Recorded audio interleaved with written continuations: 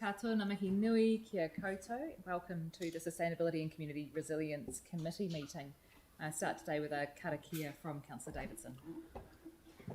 Tū taua mai I runga, tū taua mai I raro, tū taua mai I roto, tū taua mai I waho. Kia tau ai, te mauri tū, te mauri ora, ki te katoa, home e, hui e, tai e. Good, thanks Mike.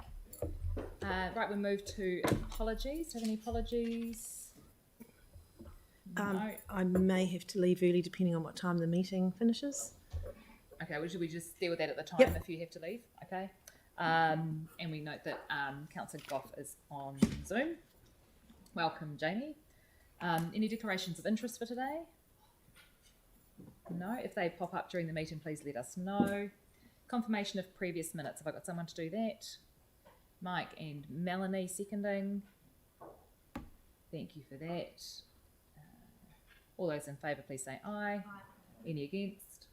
Carried. Thank you very much. And now we move to public forum. So today we have, what's the next one down?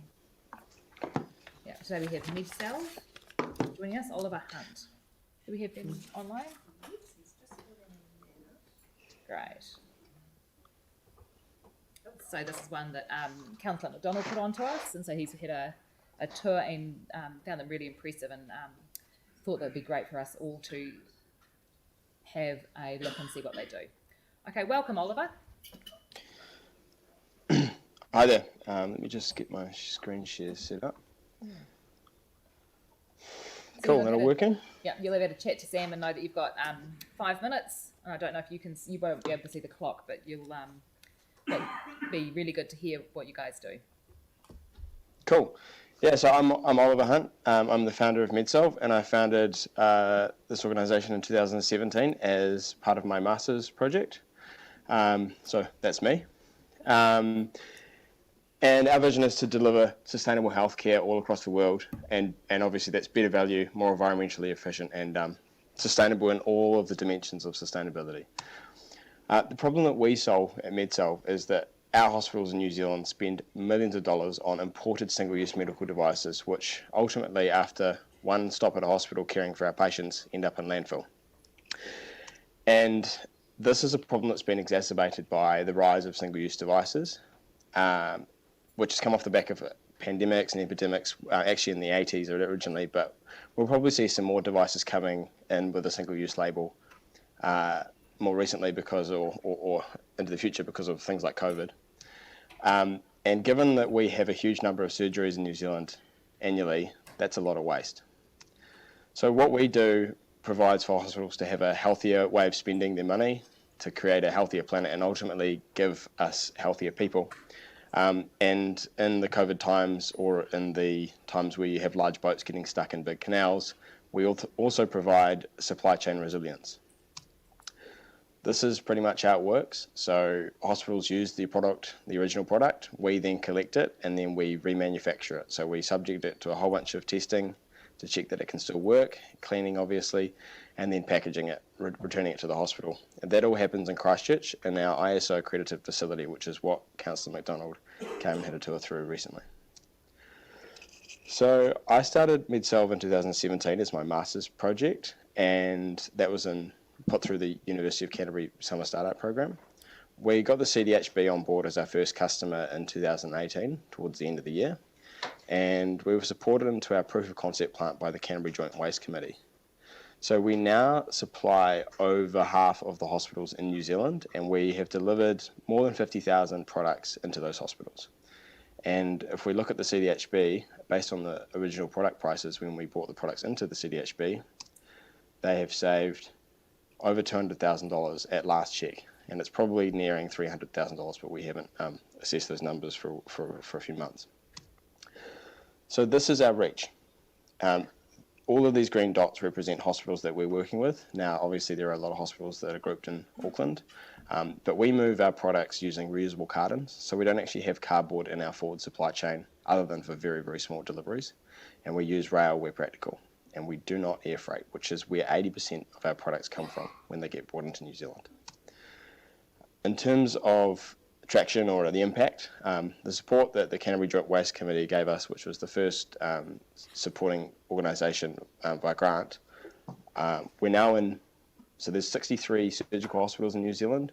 We're supplying 32 of them, so just over half. We're working with 4 out of the large 5 DHBs, and the CDHB was the first one there. And we're driving towards specifically 7 of the United Nations Sustainable Development Goals. So these are the 7. Good health and wellbeing, that's relatively obvious in that we are increasing the amount of value we get for the health dollar. We only use clean energy in our work, and we offer decent work to the people that work for us, and also we're the only company in the Southern Hemisphere that does what we do. So there's a bit of innovation in there, and obviously economic growth for Christchurch. We reduce the amount of products that are made in high carbon economies, and our bread and butter is basically responsible consumption and production, which means reducing the amount of products that we use to serve our communities. On top of that, when we remanufacture a product, we use create far less carbon emissions than when that product's manufactured and then shipped halfway around the world. So climate action is higher on our radar too. We're a finalist in this year's Innovator and Business for Good Awards for the Canterbury Champion Awards, and in 2019, which was 1 year after we started trading, we were the winner of the Business for Good Award for Canterbury as well. For all the people who are watching and aren't in a hospital, you can probably still help. So when you next go into your hospital, be that a public hospital or private hospital, or even a primary care facility, ask your hospital what they're doing to be sustainable, and that could be stuff they're doing with us, or one of the many other programs that we sort of endorse around New Zealand to reduce waste. Thank you. Kia ora, thanks so much. That's really impressive. Unfortunately, we're out of time for questions, but I'm sure that if councillors are wanting any further information, they'll be able to get in contact directly with you and maybe go for a tour like Sam did. It looks really impressive. Awesome. Thanks for having me on. Okay, thanks so much, Oliver. Cheers. Okay, so now we move on to Te Tera Kahukuhuku, and we have Chrissy Williams.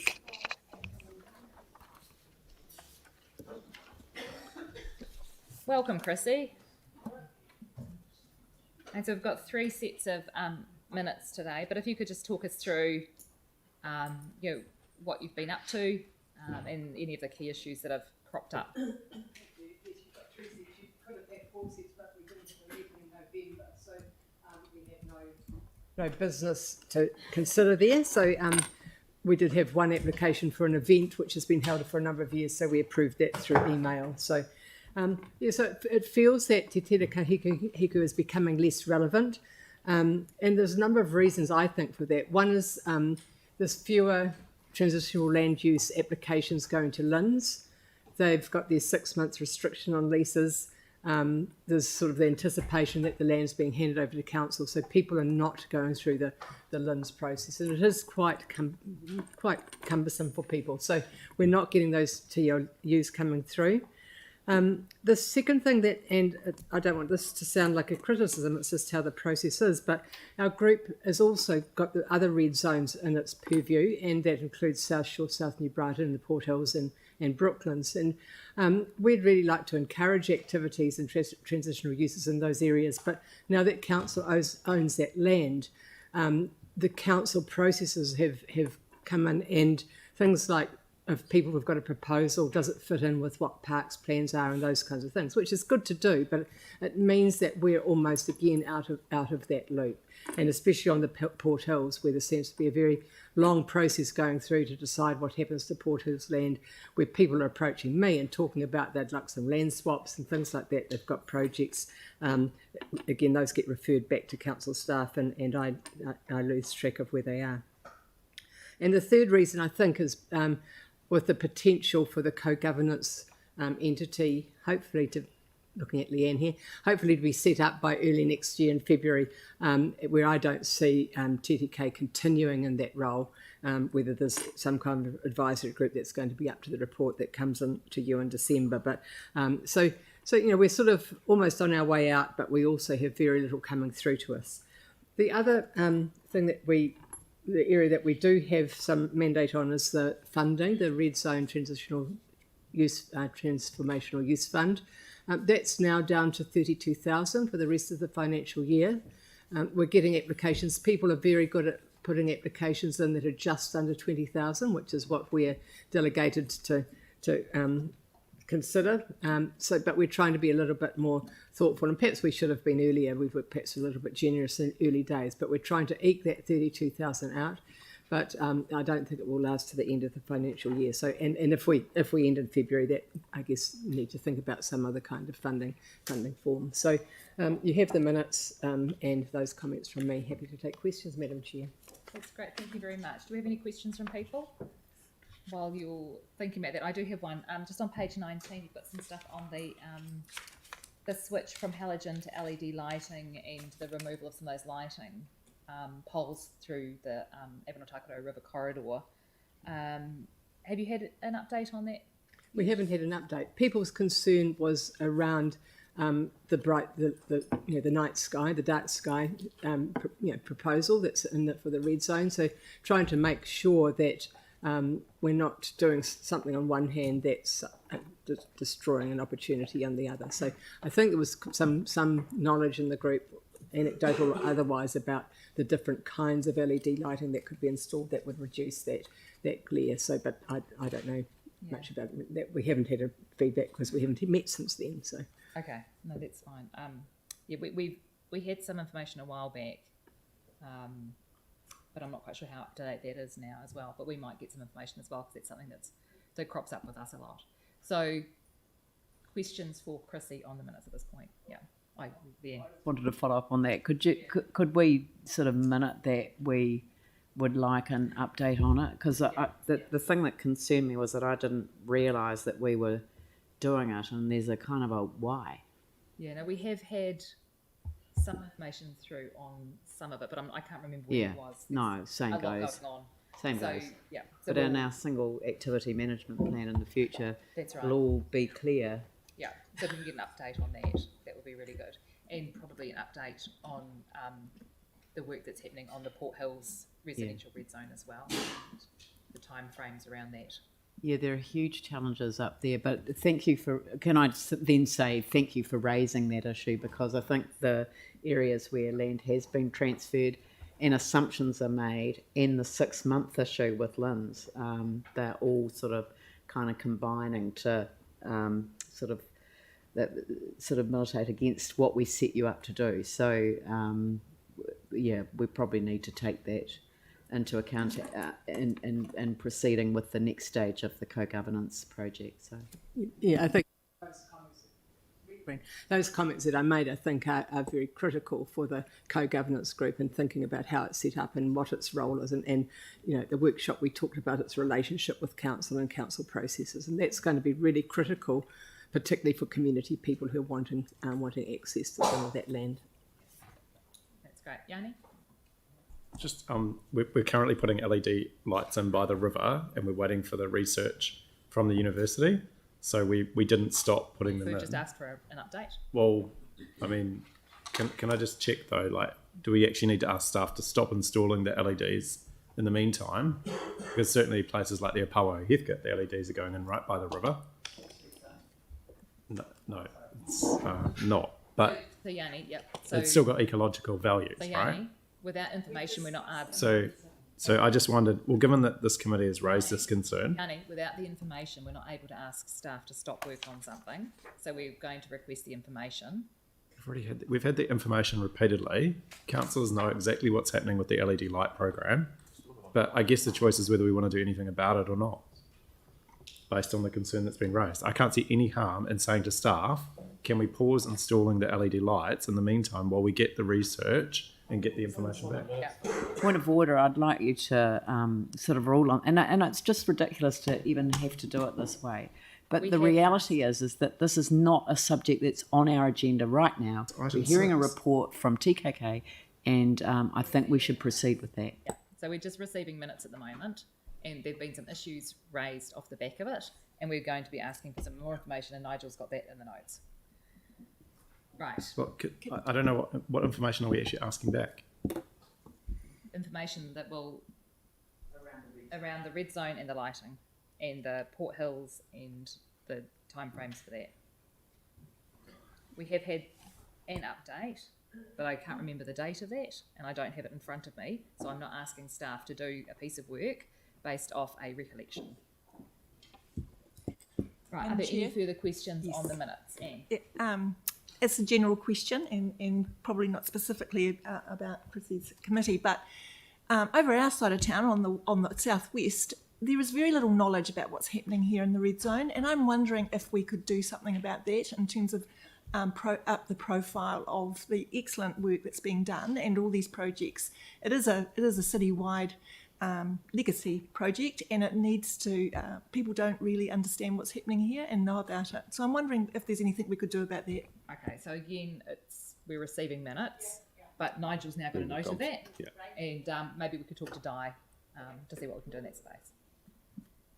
We have a paper coming to council on the 9th of December on the co-governance next steps, and that will pick up that point, because I just think off the back of this, if we just take a stack of notes in relation to the big picture issues.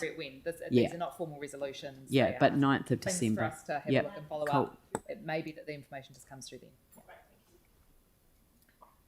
Right, are there any further questions of Chrissy on the minutes? No? Thank you very much, Chrissy. Yeah. Oh, thank you.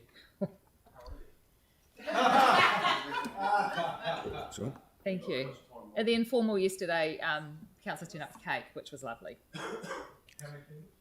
There were 2 candles. There were a 5 and a 0. Yeah. So I've turned 5.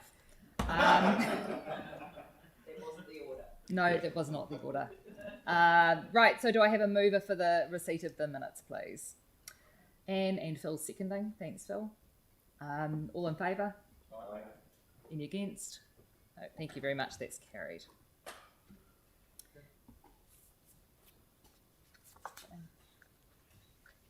Just to Yanni's point, no, it's good news. No, okay. Just email him through. Email it through. Okay, so we're now moving to item 13, which is the COVID lockdown community organisation status report. So Marianne's here, and just remind councillors that there are 2 parts to this report. We have the public report here. There's also some more sensitive material that are from the actual community organisations themselves. It's in PX. If people would like to discuss those things, let me know ahead of time. No one did an informal this morning, but if you'd like to discuss those, let me know and we can move into PX to do that. But otherwise, if we just keep the discussion at a more general nature, that would be really useful. Thank you. Welcome.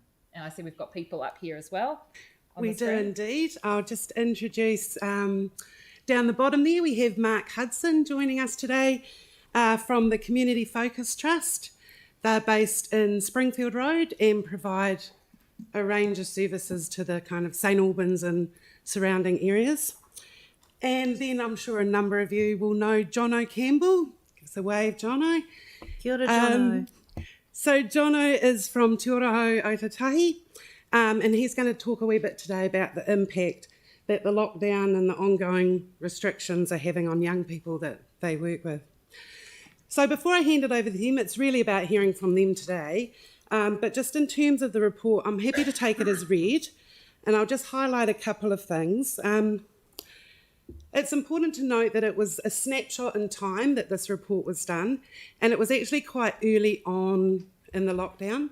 So things did progress as that changed. The general feeling that we got coming through from groups was that people were coping a lot better than the first lockdown. Groups were much more prepared and had developed good systems and processes to enable them to continue to provide varying degrees of support to their communities. Some organisations like Mark's have developed emergency response plans which they were able to activate. And luckily for us, kind of level 4 and level 3 lockdown didn't last that long, so we were pretty lucky in Christchurch. But as level 3s continued, and now with the new traffic light system coming in, we are hearing from groups more recently that there's quite a high level of concern about the vaccine mandate and what that's going to mean for their organisations. Some groups are sort of starting to say, does that mean that possibly we're going to have to exclude people from accessing our services and coming along to our activities? And of course, because a lot of them are working with, vulnerable people in our community, that they're quite concerned about having to possibly turn people away. So really, I'll hand it over in a minute, but we do tend to hear a lot in the media about how tough it's been for the business community. But I think it's really important to note that our voluntary and not-for-profit sector are facing quite a few challenges as well. So I'll get Mark and Jono just to talk a wee bit about what their organisations did during the lockdown and what they're kind of hearing and feeling from the community at the moment. So, Mark. Kia ora koutou. Thank you for the invitation. I'm Mark Hudson, the Trust Manager here at Community Focused Trust based in St Albans. And obviously, the major impact that we had, obviously beginning last year with the pandemic, was all our services were shut down, but as an essential service, we basically kicked into gear and rallied around and just got feedback from other community organisations we're working with in the community, not just in St Albans, but around the city, and how we can develop a plan of action to provide fresh kai into the community. So that started off, and we were supporting 5 other community organisations. Totaho was one of them, and Shooter Community Trust, Nova Trust, and a couple of others. So it's sort of, we sort of led that, and we were providing fresh produce boxes into the community. Per week we were doing anything between 120 to 150 different boxes throughout the city. And that's continued obviously with the MSD response grant that we got, which continues till June next year.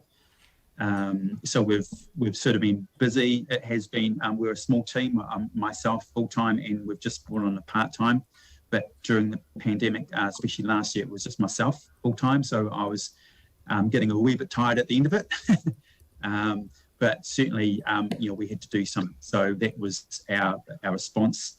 And going forward, we certainly have, talking with the community groups we're still connected with. There has been that, I suppose, that anxiety is now in the community. They're seeing people fearful going out. They may have not potentially lost any income or benefits, but certainly that especially when Delta hit, there was another huge increase we found, and that was more around just what was going about the fears and anxiety, depression. So we're helping those groups through food, obviously, and we're obviously in this for the 2-year plan through MSD. We obviously developed a disaster relief plan through that, and we were able to operate through level 4 and level 3 and even level 2. And our sort of mandate and our mana is we don't leave anyone out. And certainly, obviously, as Mary Ann's discussed with the traffic light systems, that's certainly, we've got a number of vulnerable people in our community that we deal with, and also even some of our volunteers we're just talking with at the moment about vaccines and the affairs around the mandates. We at heart, we are, our tagline for our trust is focusing on the needs, and we certainly stand by that. And so it's certainly, it's what we've found is that working with these other community organisations, we've helped them connect with their communities. We are based in St Albans, and there's not much of a need for food assistance, but we still see that come through. But we're really enabling other community groups to reach out to their communities, supporting in the way, especially the food response. And so it was certainly, it has changed our focus, our operations, what we've been doing the last year and a half, and especially around events. We do also events, but which of course have been put on hold because of the traffic light system. So, and that's, we do that because of we know that people in the community want connection as well. So, yeah, so that's sort of in a nutshell what we've been doing. And we're continuing, obviously, with the produce boxes and the essential food boxes, and that hasn't really stopped. So on average, we're doing just under 100 a week throughout St Albans, Papanui Innes ward, and also as referrals come through to others in the city.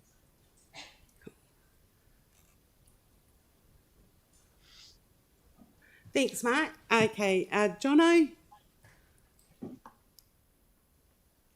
Oh, kia ora. I just want to acknowledge Marianne. Thank you for the submission. It's really well written and captures stuff nice. And also too, just want to acknowledge Mark and the work that his team did was fantastic over lockdown. We really appreciated this, how quickly they moved and made stuff available. Also too, just want to acknowledge council staff, councillors. Yeah, just yeah, we thought after the earthquakes, well, we never knew how to. We didn't have the blueprint on how to manage through an earthquake, through emergency, and now pandemics. We're sort of having to rewrite the blueprint all over again, and just sort of, it's been a tremendously trying time for everybody. So, and it's just in the middle of the stuff, it's really easy. We can see the fear and anxiety that sits in our community and just how easy it is to turn on one another when people are in times of stress. Yes, through the second round of lockdown, key learnings for as an organisation, as a community, kind of work, that actually what worked the first time worked the second one, and is actually people who are connected actually do much better. People who are disconnected struggle. We saw again people who are well engaged within community. We liken it to the trampoline analogy. Those who've got a lot of springs surrounding them, they've got more balance and resilience. Those who don't, they quickly retreat into those times of panic, stress, and that comes out in various shapes or forms. I think this time around too, sort of key learnings is just the ability to move into the online world. One of the interesting things is particularly for a lot of rangatahi was, particularly males disappear into the world of gaming and they don't do school, and that has a sort of ongoing impact. And I think too, we're just sort of kind of really seeing now and understanding what that potential impact could be moving forward or thinking forward. There's some sort of real, I guess, questions to be answered and challenges in that space, particularly as we've got year 13 students who next year could be facing their third year of NCA disrupted learning, as we expect to see sort of schools having to deal with the issues of going back into online learning at various stages over the year. Probably key for us this time around, we saw was, again, the same old learnings. It's not a sprint. There's times you have to sprint, but you've got to have those times to pause and reflect, and we encourage our community to do that the same. Probably the biggest challenge around that has just been the not knowing this time, and that's really impacted. What does Delta mean? What does it impact? What does it look like? And kind of understanding that you've got to hold that space really lightly, and that hasn't been easy for within our community, where people don't know what they're doing sort of on a daily basis, where they might be living. A good example of that is what we're seeing is currently in emergency housing.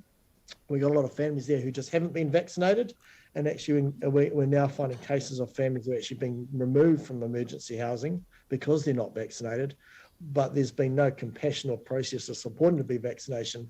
I'll get vaccinated, and then that's actually just, I guess, making them double down on their resistance to any form, to government authority mandates. They just lump it all into one basket. Yet they're not actually anti-vax. They're just kind of people who are in highly stressed positions. In one case with a young family, with a young baby, now having to find before Christmas further accommodation. The other bit too, just really aware of seeing come out of this is, and Marianne alluded to it, is just a bit like we saw after the earthquakes. It's just that compassion fatigue that sits in the NGO sector. Trying to navigate the compliance aspects of this is really hard. You're trying to navigate it personally, you're trying to navigate it within your organisation, but I think the key thing is you're also trying to navigate it on behalf of community, particularly where community members don't have that understanding. We're really blessed in terms of we do have a high level of information sharing, particularly over, I notice, in the Northwest, where people share resources and learning and knowledge freely, and you've just got to do that. But it's time and energy that goes into that that's never resourced or, I guess, accounted for, because you're still expected to do your work, and that work is probably higher in terms of in terms of what's actually on front or the what's on top stuff that you have to deal with on a daily basis. Primarily because people can't think forward and they're not shifting forward because we don't know what next week looks like or next year looks, so if we don't know what next week looks like, we're not likely to think about next year. Just probably the other, sort of touched on it just really briefly. One of the, we are really kind of cognizant of is that we've seen a number of young people not going back into education or not fully engaging in education. For example, we're taking a group of kids, hopefully we want to take them up to Abel Tasman. These kids have never been there, take them on a tramp next week, but already those are sort of a working age, they're being put into work. And while that's a great thing, the reasons for them being put into work is because of the families are just struggling financially. They need those young people to be working. And there's a high possibility that some of these young people will not be returning to school. We're seeing young people stopping or dropping out of doing NCA because, again, they're not quite sure that they've had 2 years now of disrupted or a whole year of disrupted learning. And again, the likelihood is that will happen next year. And that's been, I guess, one of our key drivers in terms of having engagement or conversation with the community around how do we support that? How do we support our young people to consider vaccination? What's some of the myths, the stuff that sits out there? And that's just not an issue that's particular to us. That's an issue that we're having right across the whole city. We hear from other sectors or other groups as well. Again, probably a little bit of a concern is that we're all having a conversation at different levels at times. So it's, how do we sort of catch up and try and get onto the same page? Thanks, Jono. So I guess we're happy to take some questions. And I think, here we've got just 2 examples of the amazing organisations that we have in the city that, over the last 11 years have had to step up time and time again. And I think part of the reason that people coped a bit better was because they knew they weren't just going to be abandoned and that the organisations that support them were still going to be there checking in on them and they were still going to be able to access the support they needed. So I take my hat off to them. They're amazing people. Kia ora. Thanks so much. Do we have questions from councillors? Sam and then Jimmy. Hey, yeah, thanks, Jono, for that. That was, both of you as well, including you, Mark. That was really useful. Can you just, Jono, run me through, just really briefly, the emergency housing situation you talked about? So, am I right in, are we saying that they weren't encouraged to get vaccinated and now they're sort of resisting it and as a result they're being booted? Can you just, I've probably misinterpreted it, but can you run me through that again? Yeah, so we work with a number of young people either transitioning out of childhood and family care or OT care into independence, or through our whānau work a lot within the community, obviously through the area well, Sam, who have been in emergency accommodation in the northwest.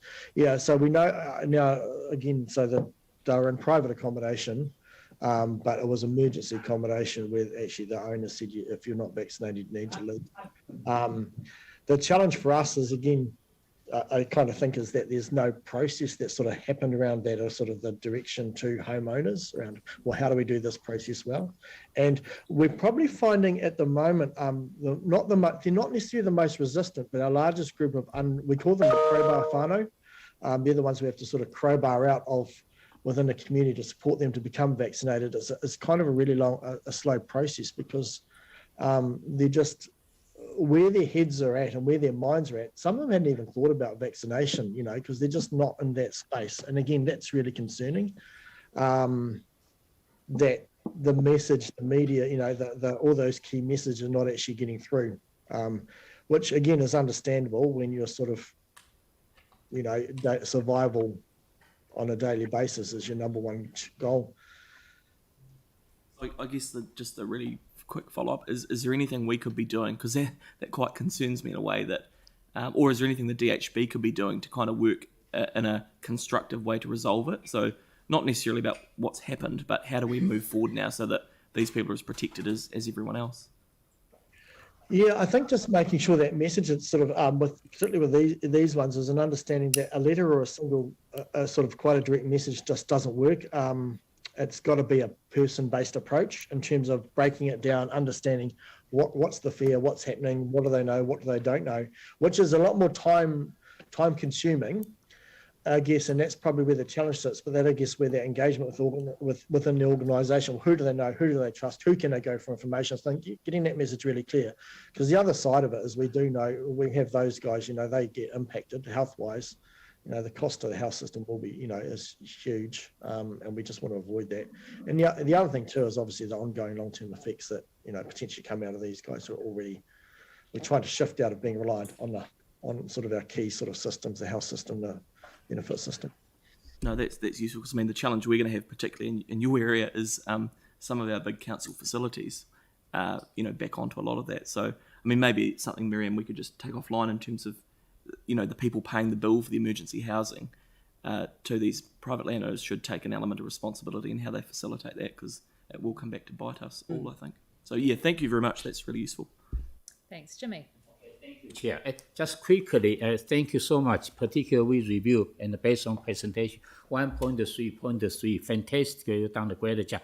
But I'm concerned that because this community is the diverse, inclusive community, in the geographic area, I'm not sure community organization, whether you are working together with local community board and the resident association or the neighborhood support, etc., working together, provide this the kind of service.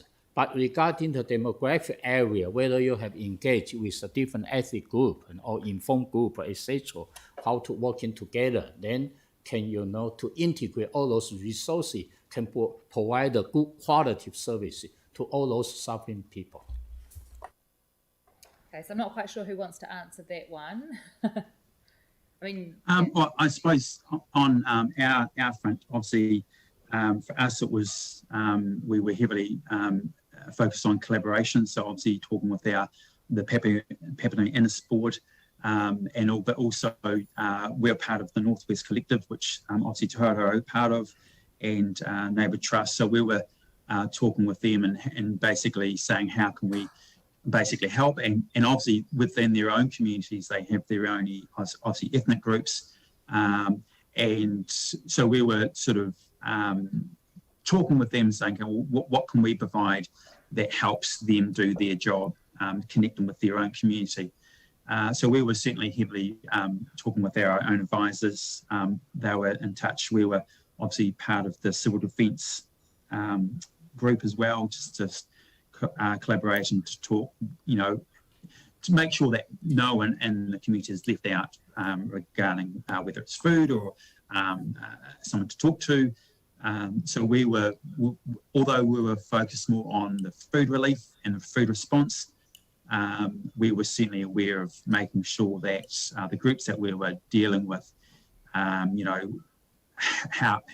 could we assist with, whether it's talking with our local board, our community board, advisors again, to make sure that, especially in St Albans, where there is a wide demographics and sort of, we saw it in the reporting that we've done through MSD and the reporting that has come back through the organisations that report back to us regarding the food relief.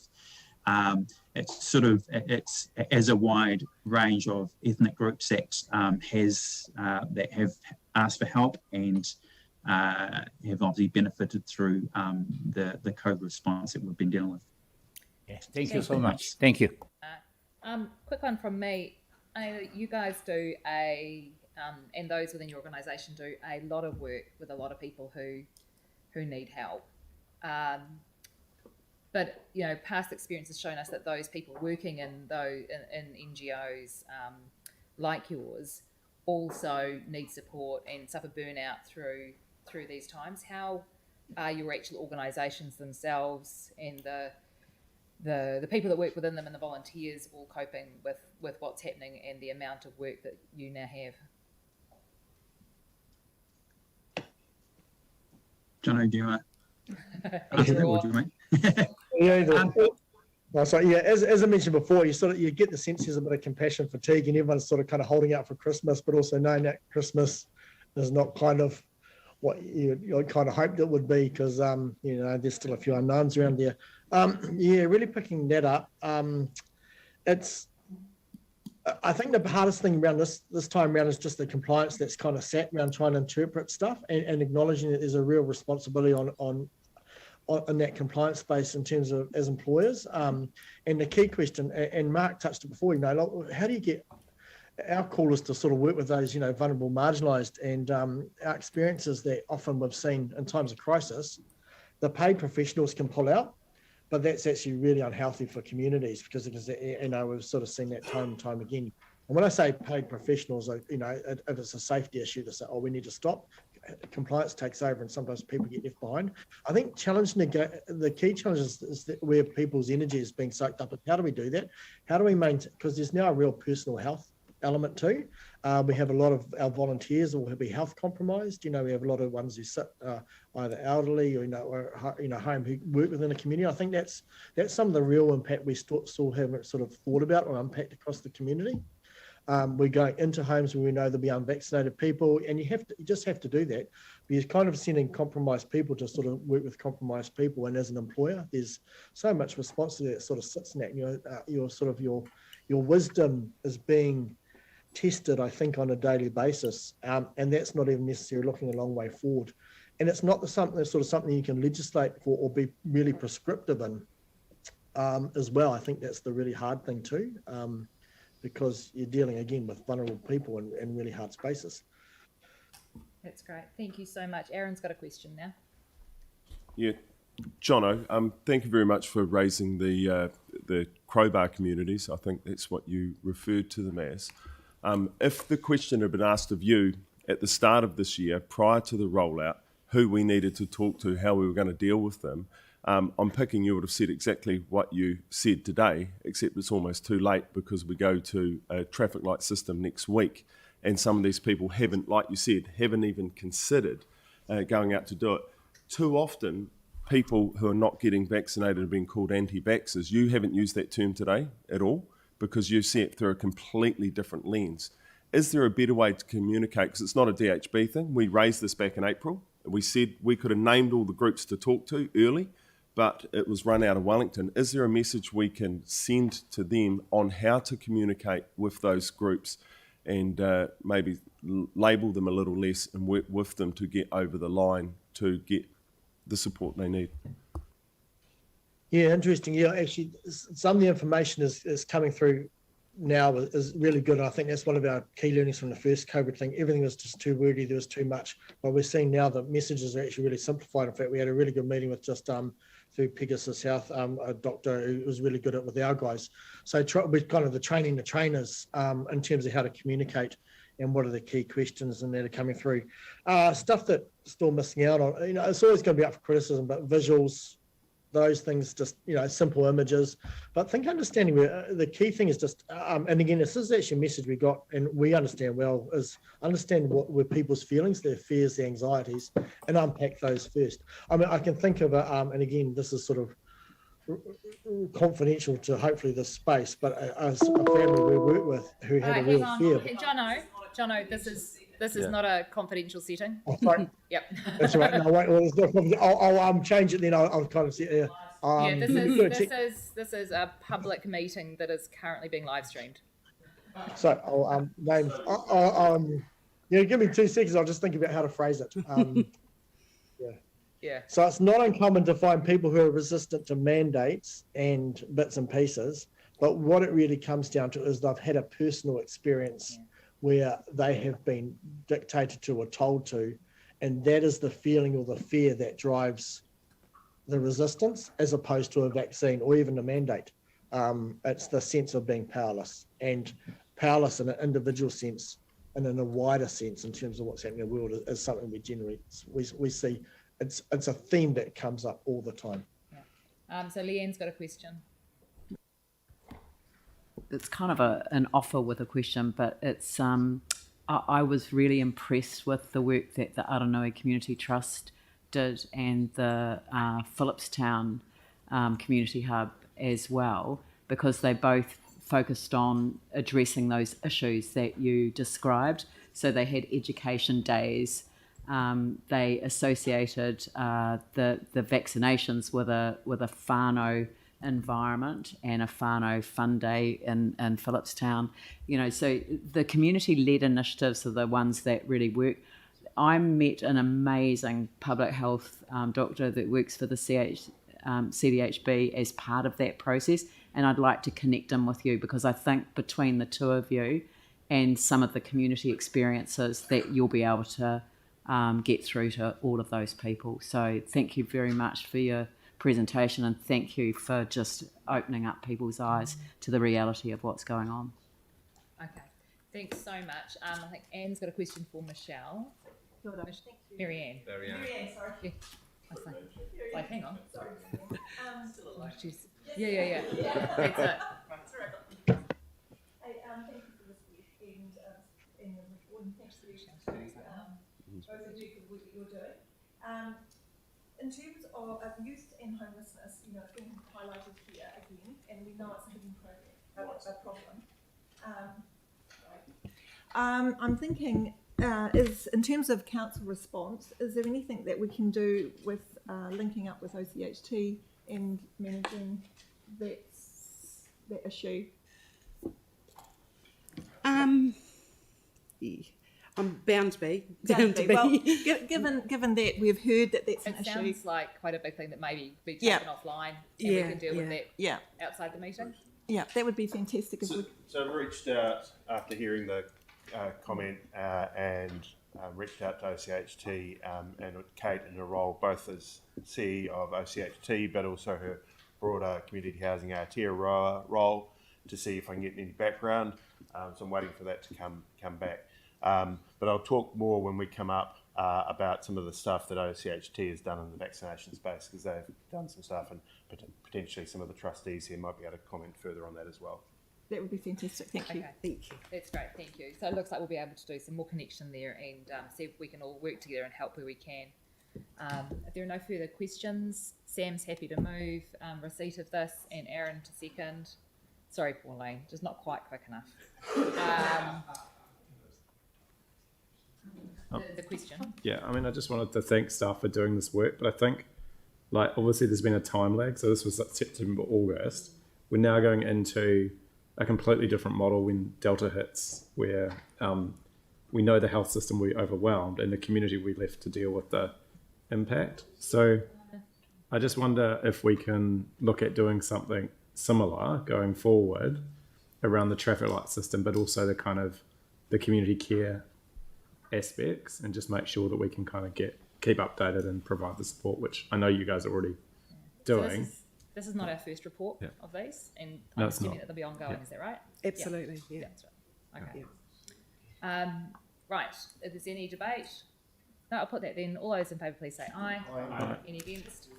It's Thanks, great. guys. Thanks so much, Marianne. Thank you. Right. So now we move to the Heritage Incentive Grant.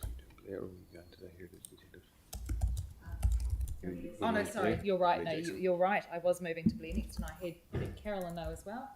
I hadn't written it on my piece of paper. Welcome, Blair. Thank you. In fact, 3 people let me know that you were here, because I can't see the back row. Thanks so much for providing the report. It's really good. Lots of great information in it. And so if you'd like to give us the highlights, and then we'll have any questions from councillors. E te mana whenua tēnā koutou, e te kahui amorangi tēnā koutou katoa. Now, the material that's contained within this report, it's a selection of Gallery's annual visitor highlights or information from our 360-degree surveys for last financial year, and the report is compiled is a compilation of our visitor survey responses and its insights that are collected by Gallery staff throughout the year.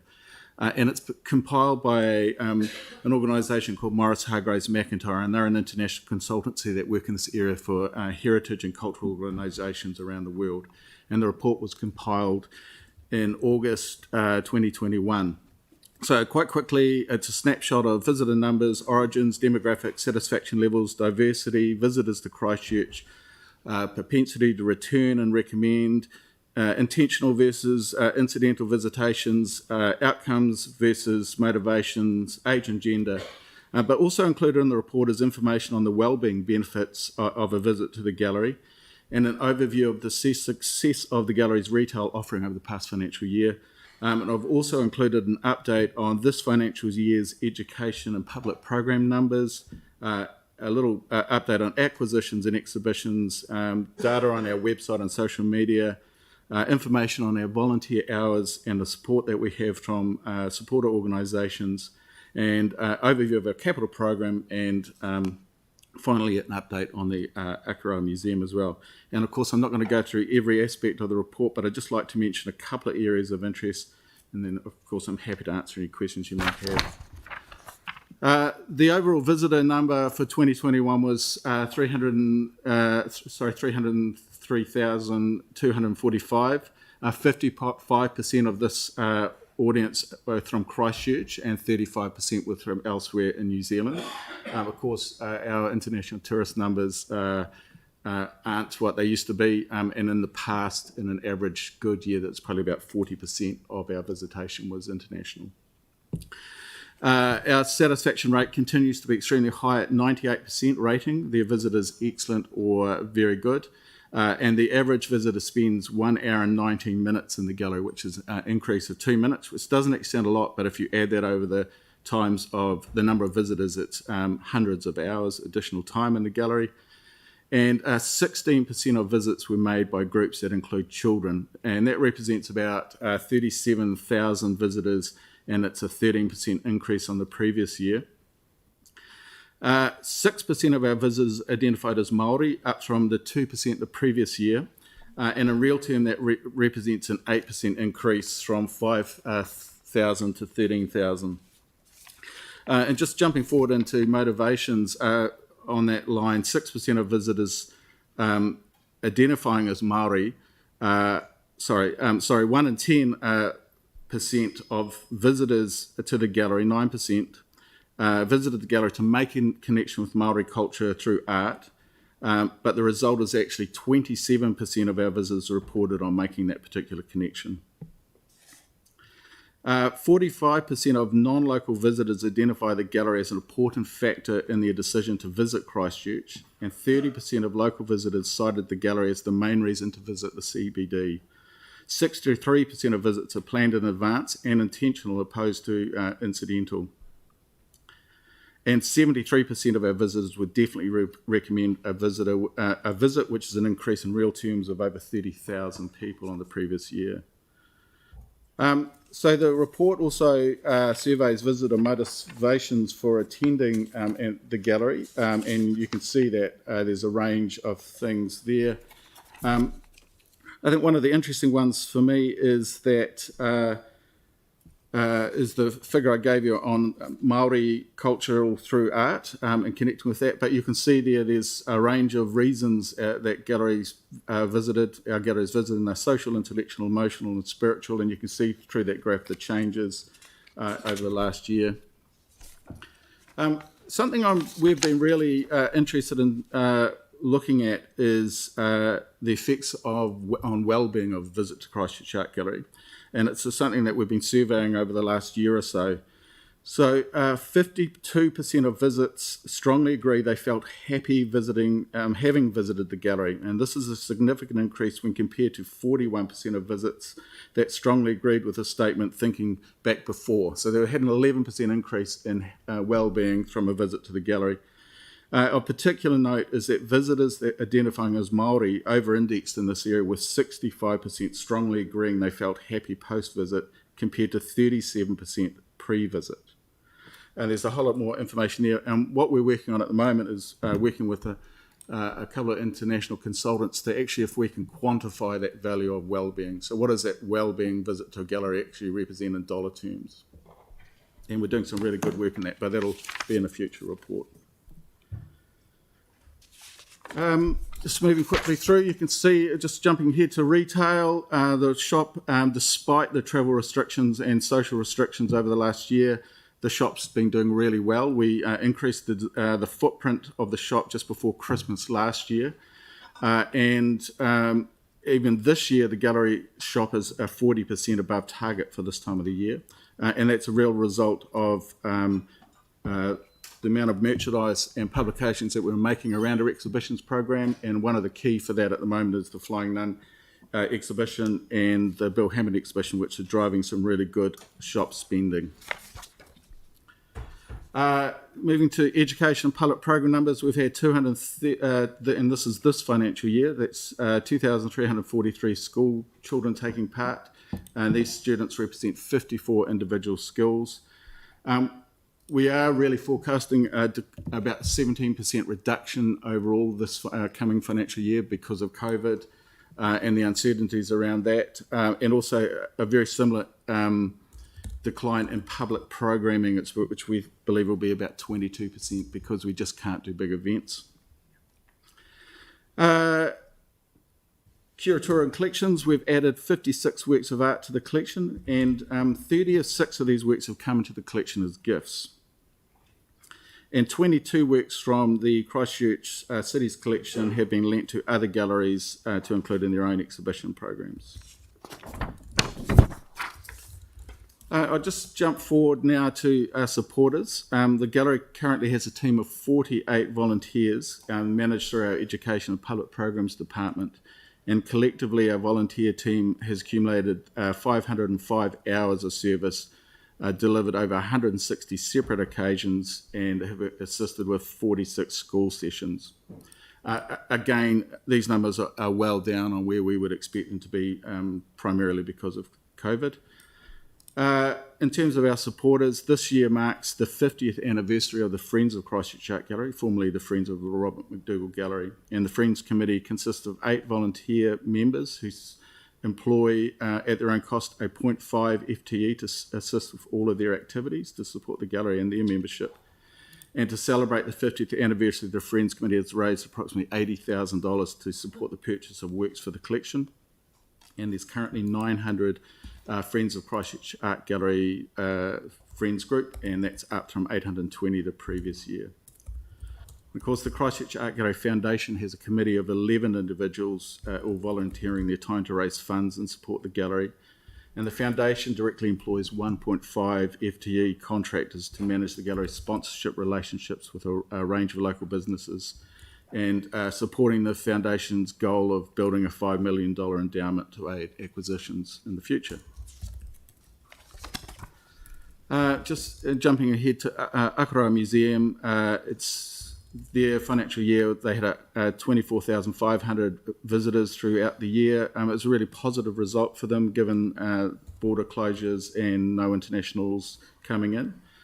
And they've also had really successful year last year in terms of education groups and school visits, and I think they had 900 students visiting the museum over that period. So that's just a really quick snapshot, but I'm really happy to answer any questions. Really quick, really thorough though. So questions from people, Yanni, and then Andrew, then Jimmy. Yeah, thank you.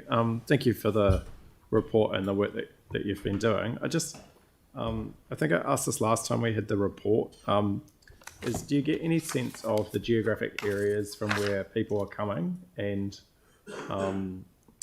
also the schools? Like, do we know from like the decile index which schools are participating? Or yes, I've included some decile information in the written report.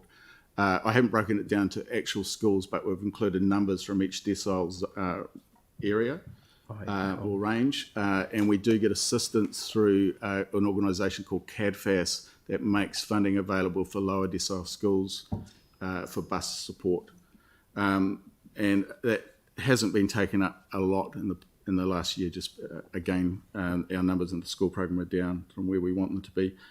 In terms of visitors across New Zealand, we generally break them up into the areas that are shown here, which is Christchurch and beyond. Yep. Is there any way to track where people are going from across the city? I'll have to look at that. I'm not sure if we collect postcodes or not. I could look into that. Yep. Yeah. It might be in the larger amount of data that we have. Yeah. Cool. Okay, thanks. Andrew. Thank you. Blair, thanks very much for the report. Thanks for the work that you and the staff at the gallery and the Akaroa Museum are doing in what continues to be very challenging situations.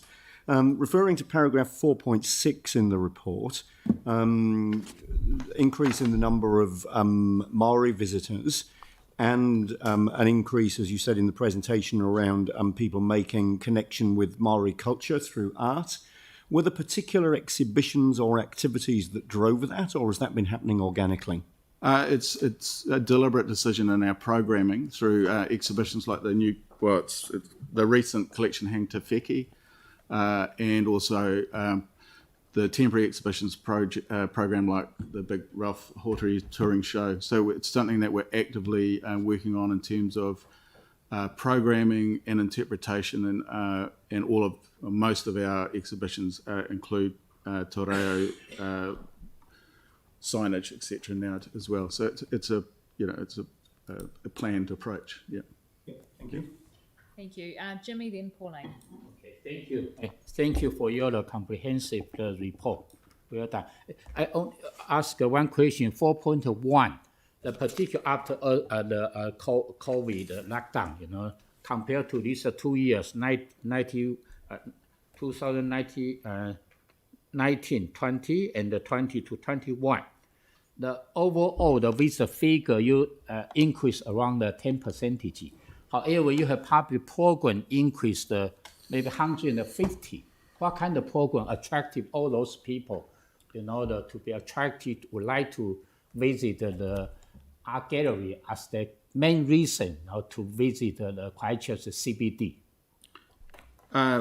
It's a good question. I mean, it's a bit challenging, some of those numbers, because of days open were different in both years because of lockdown periods.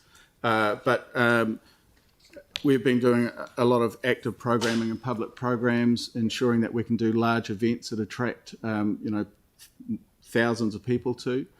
So it's a combination of active public programs and hopefully an engaging exhibitions program. Thank you. Thank you. Pauline. Oh, thank you. Kia ora, Blair. I'm just looking at page 129 and 11.5, the couple of lines there about the landfill gas and your concern about what will happen with the reduction of that supply. And I just want to know, are you, is council staff working with you and keeping you in the loop, or are you feeling... Oh, no, actively kept in the loop. Yes, yeah, no, we're working with Bruce's team all the time. No, it's a very active, ongoing program. It's Bruce, it's just fine. It looks like it needs to come forward a little bit earlier. Yeah. Yeah. Certainly, and one of the reasons why we've suggested a change to the annual plan to bring it forward, particularly for this building, is so that we... Blair's needs are a bit more complex than this building, so we want to try and preserve as much gas as possible for Blair's needs, because the needs for the art gallery are technically more complex, but we are actively working on that. In fact, I've been reading some stuff on that this morning. Right, good to know. Yeah. Thanks. Any further questions? Anne. Yeah, Kia ora. Blair, thanks for the excellent report. It's very comprehensive and actually really positive, considering what you've been through and going through, and only 17% down on numbers of children coming through. That's remarkable. Great, yeah. But the decile 1 to 3, one of the barriers that you've identified is the transport, getting those schools into the gallery. Are there any other barriers that are preventing them from coming in? Because these are kids that we really want to have an experience of the gallery. Yeah, it's a good question. I mean, it's a really complex question. We do make available, as I said, we work with an organisation that provides funds for those buses that can come in. But it's a continual process of communicating that that's an option. And I think just it's like all schools are overwhelmed with other issues and things to deal with at the moment. So we're always working on it, and we're always looking at new ways that we can kind of tell that story. And the second question, if I may, thank you for that. The economic value of Wellbeing, and how you measure that, that's interesting. What more can you tell us about that? We're just working, it's very kind of early days. We're working with a couple of consultants who are very interested in this space, and they're using our data, and we're working with them. and it's quantifying the economic value, so that if you can quantify the improvement in wellbeing through a visit to the gallery, that has a health benefit impact. I mean, one simple thing is counting the number of steps that people walk on a visit in their hour and 20 minutes to the gallery. So how many thousand steps does a visitor take? You know, so there's quite simple formulas that you can work through. So yeah, it's early days, but we're making some good progress on it. Yeah. Thanks so much. We get to the end of questions. So if anyone, would anyone like to move this one? Pauline, Jimmy, you're too late for second. So Jimmy's seconding. Pauline and Jimmy. Okay, thanks so much. Thank you. It was really good. Got it. Okay, any debate? No. Oh, Jimmy. Just quickly, you know, this very, very good, positive the presentation. Well done, particularly regarding to the figure. It's attractive, it's attractive people, local and non-local. Non-local, 45% would like to visit the Christchurch CBD because due to we have this art gallery. But local people, 30%. And also you attractive, diverse people. You know, your age is very, very kind of balanced, you know, from young people, kids, from elderly people, very, very evenly, you know, to distribute. Well done. Also, ethnicity also is kind of diverse. I never seen this kind of report before, you know. This is our vision, because our vision is Christchurch is a city of opportunity for all. Welcome all the people. The new idea, new people. It's our idea, but you make that happen. Well done. Thank you. Thank you very much. Thank you. And with that, I'll put the motion. All those in favour, please say aye. Aye. Any against? Declare that carried. Thank you so much for coming over. Right, so now we move to the Heritage Incentive Grant Fund applications. So welcome. So we have 3 applications today.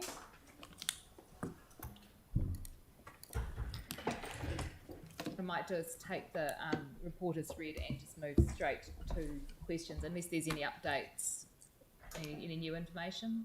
No, nothing. So we'll just move straight to questions on this. Mike, you had one that you asked ahead of the meeting. Yeah, just curious. I noticed in the applications for 2 of them that the local community board is funding as well. I'm just wondering if there's council policy around actually funding the same project from 2 different funding pots. These projects are one thing that I know, obviously they all come from the same ward this time, so you can actually get an idea of sort of the breadth of the kind of projects we're dealing with. These projects have heritage outcomes in terms of retaining and saving buildings at risk for future generations, but they also have a lot wider benefits that sit around the heritage. So in these cases, there are benefits around community wellbeing, community resilience, community capacity building. And our fund doesn't cover necessarily all of those items. So the funding that might come from the community board would be supporting the project but covering a different element. So the Heritage Incentive Grant funding would cover the physical works to the physical items or buildings. The funding that came from the community board in the case of the St Joseph Memorial was looking at items that weren't eligible for this grant funding. So that was helping them set up as a trust. There's a particular tree there that was planted by one of the last nuns that the group wanted to move, so it supported that kind of thing. So the funds cover different elements. No, that's good to know that.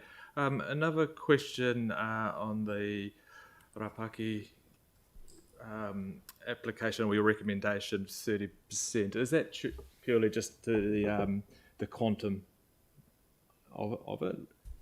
Sorry, the 71,000. Yes, 30%. 30%. Yeah. The reason why you've recommended 30% and not 50%, is that based on the quantum? Like how much? Yeah. Had funding been unlimited, this one would have been worthy of a 50% grants, which is the maximum that we're able to afford. In terms of the assessment against the guidelines, the significance of the building, the users of the project, how at risk the building is. but we also have to look at it, assessing it against the funds that are available across the whole year. And the availability of the funding in this case meant that we had to look at bringing the percentage down to a lower funding level.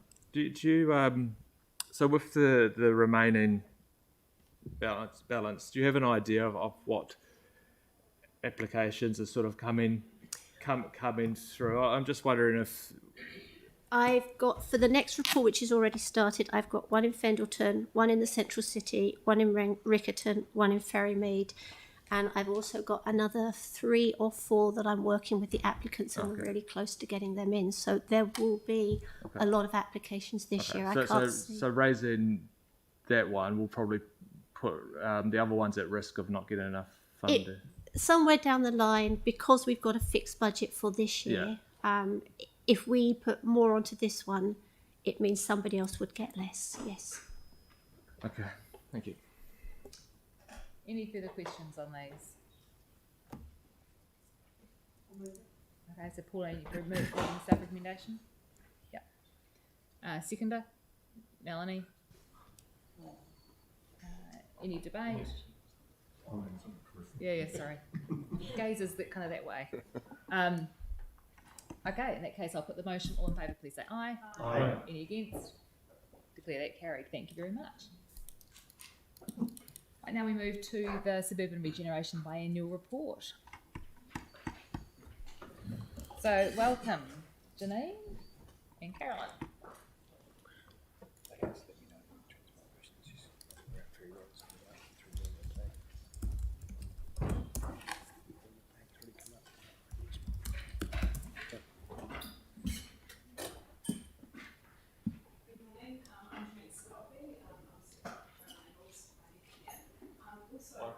Report. Microphone. Oh, sorry. Someone's just done it. It is on. It's on. Because this report is very much a team effort across council and also across other agencies. Behind me, I've also got other Urban Regeneration team members, Brendan Winder, in respect to the content to do with the residential red zone, Otakaro, Avon River Corridor, and also Kath Carter from Christchurch NZ to do with the New Brighton content. Any questions we can't answer today, we'll obviously come back to you in the usual manner. Would you like a quick summary, or would you just like to take it as read? A very quick summary would be great. Okay. The highlights. Yeah. Obviously, as was flagged back at the last biannual report, the structure of this report has changed from an emphasis on the mechanisms to deliver suburban regeneration to the places, and that's reflected in the dashboard. In New Brighton, residential development of both the former school site and a number of blocks on Beresford Street is underway, and that there is growing private sector interest in development out there.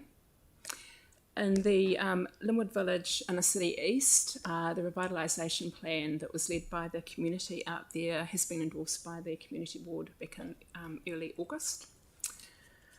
In Wilston, the streetscape enhancements there are largely complete, except for the gateway works, which are currently in the process of being installed. In Sydenham, the Buchan Park remodel is progressing. In Littleton, the first stage 1 implementation works from the Naval Point development plan are currently underway. A number of things have been going on in the residential red zone, Otakaro Avon River Corridor, which I'm sure Brendan can elaborate on, but of note, the establishment of a co-governance group with Ngāi Huriri is currently underway, and also the Snells, Medway and Avon Dale bridges and the Darlington Landing work is also underway on the construction of those. And finally, there have been community projects in a number of locations that have received funding in some form. Great. So, questions from people. Yanni? Thanks for the report. I know in the past we've had a attachment that shows all the actual master plan actions and what's happening with each one. So I guess the difficulty I have with this report is that there's a number of actions that aren't recorded that we don't have any visibility of. So I just wondered how often we update the overall list of the projects, and if we could get a sort of up-to-date list of the actions and where they're sitting. We keep a running list of where each of the actions are in terms of their implementation.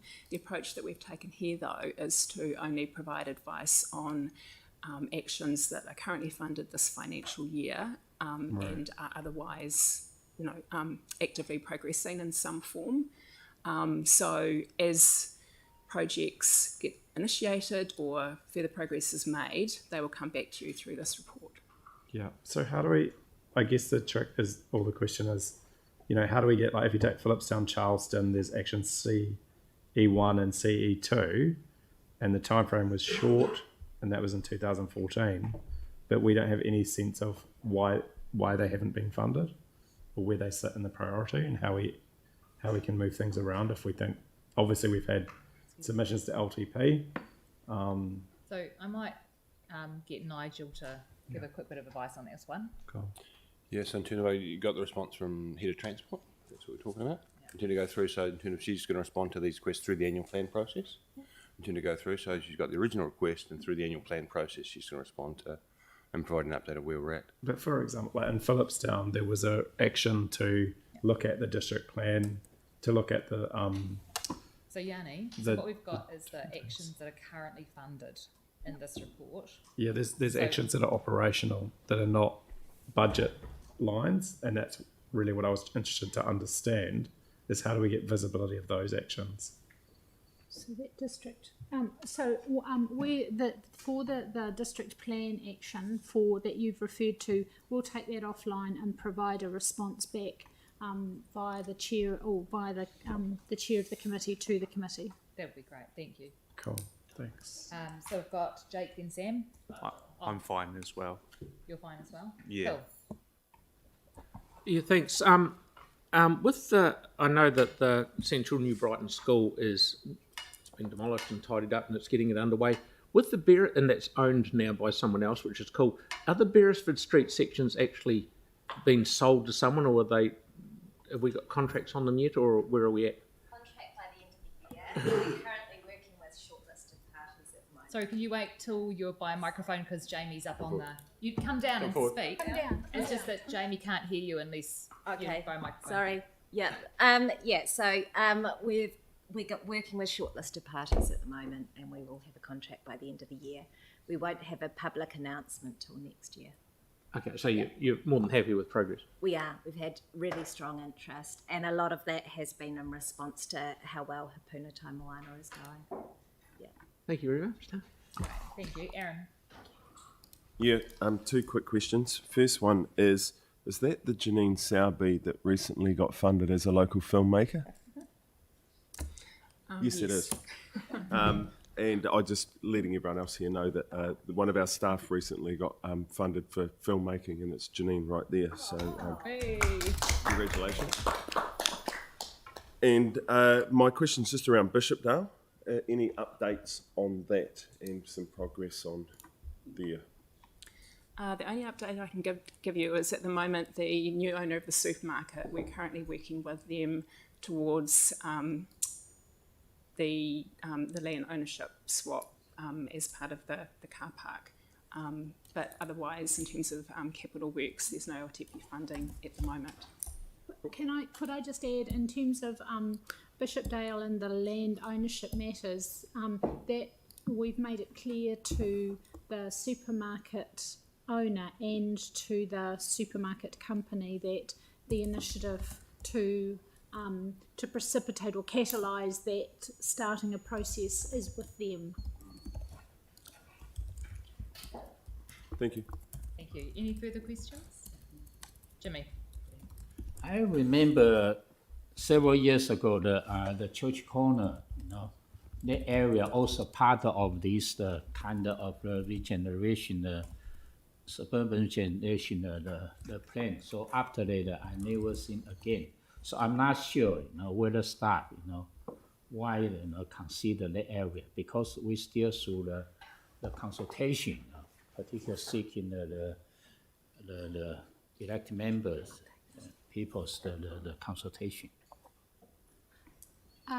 Councillor Chen is correct that when we prepared the urban regeneration heat map, we did identify that the area at Church Corner was an area that was perhaps in the priority basket for regeneration, but when we brought the report to council to identify where the staff and funding resource effort would occur, Church Corner did not make the cut of that. So staff are continuing to work on the priority areas that council have already approved. Okay, yeah, because my concern actually, is previous the term the council For me, didn't. is this a question or debate? Yeah, it's a question. Yes, I just want to. But this time we never give the consultation again. That's a previous then opinion. So I just don't know. No, that's okay. I'll leave it there. Regarding to No, leave it there. Leave it there. Okay. No further questions? No, that's great. Thank you so much. Nice to read all of the stuff that is going ahead and happening at the moment. So that's great. Thank you very much. So I've got a mover for that. Aaron, and a seconder. Pauline. Yeah, no, I'm not looking that way. Okay, any debate? Okay, put their motion. All in favour say aye. Aye. Any against? Declare that carried. Thank you very much. Right, now we move to the community housing update report. Bruce is here.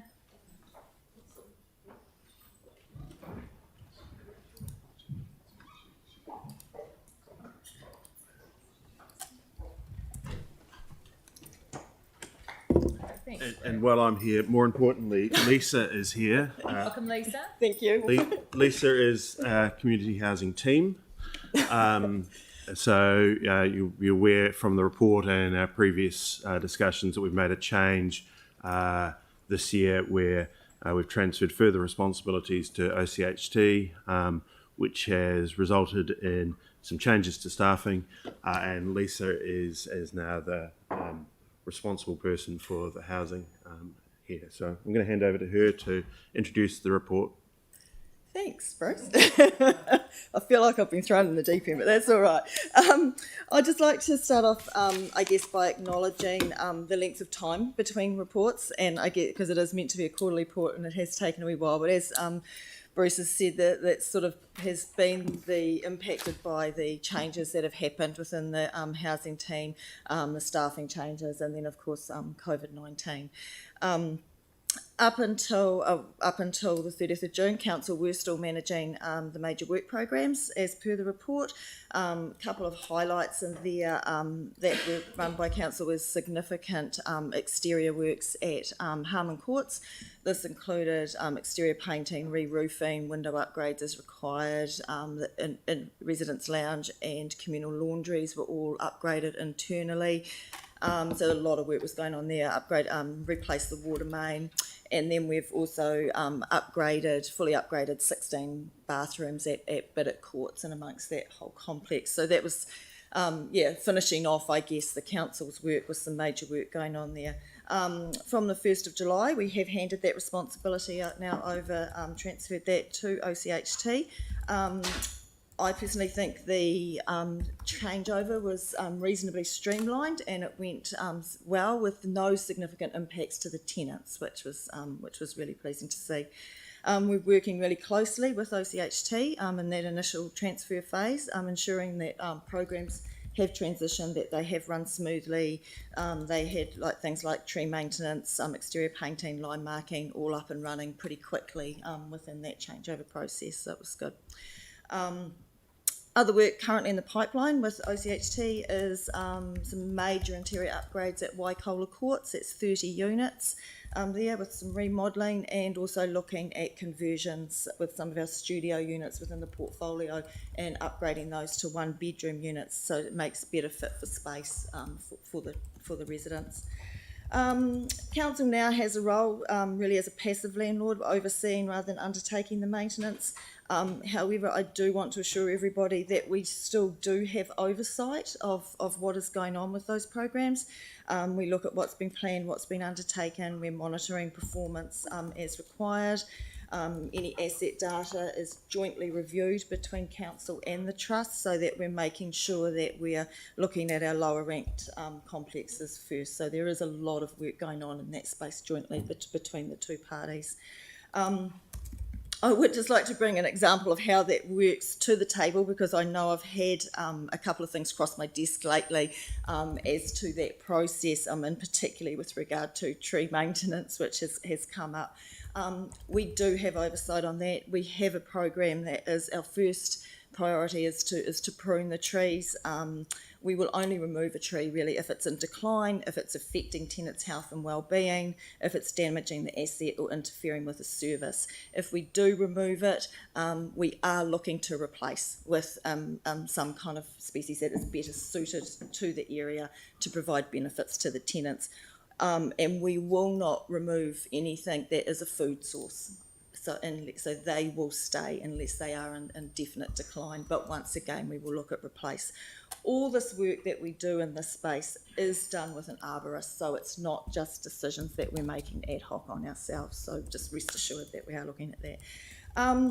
I guess just to finish, the highlights on that is that we are recommending that we change the frequency of this report due to the changes that have happened, I guess, with council having the more overseeing role and the trust taking that role on. So we are recommending that we change this to 6 monthly, and a lot of the other matters that are currently included in this report are reported elsewhere, and we are keeping council up to date with those. Both of you. Yeah, so I'll just add, given the comments earlier around vaccination, so OCHT has actively worked in that space of trying to encourage their tenants to be vaccinated, but certainly it's not a mandate or requirement that those tenants be vaccinated, and they've worked closely with the health board on that matter. So you can provide that reassurance. They've also done a lot of welfare checks through lockdown periods and making sure that their tenants' well-being is looked after. So on that point, we'll probably pause and open up for questions subject to the chair. That's great, thanks. Pauline? Yeah. Oh, thank you very much for a good report. Just a question around the trees. So the trust leases the land. Does the trust need to either advise or ask council before removing a tree, or does that just come under your maintenance? So once they do come to it, they provide us with a tender or scope of work as to what they're doing, and once again they do. If it does need to be removed, they generally come back to us with an arborist report as to why it needs to be removed. So we are getting that advice. Yes. Yeah, there was a recent one where they removed after seeing it on the day. Without coming back to us. We've raised that and looking to change the procedures to make sure, even in those circumstances, come back to us so that we're aware of the reasons and are involved in that decision making. Right. Was that the Perth Street one you're talking about? Yeah. So that was one that was fairly significantly misshapen tree in a very small area between the footpath and a garage that's been removed, and we'll ensure there's replacement done.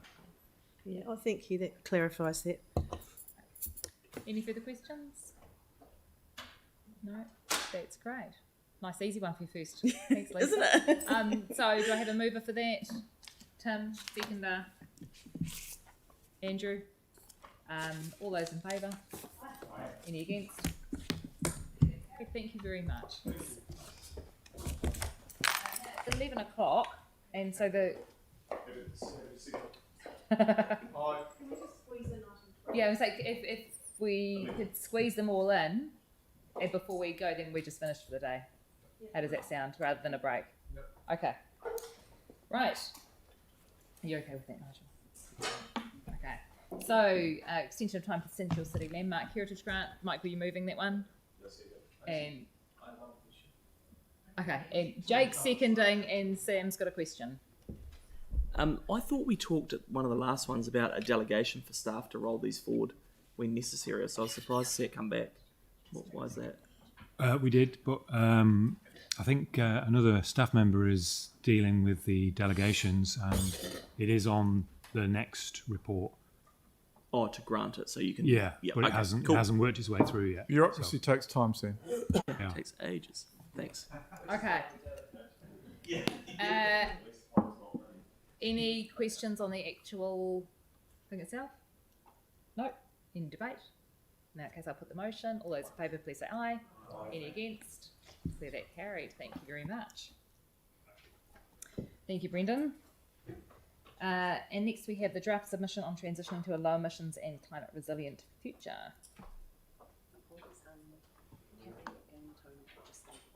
Oh, they're just on their way? Okay, so we've got the discretionary response fund. So Sam.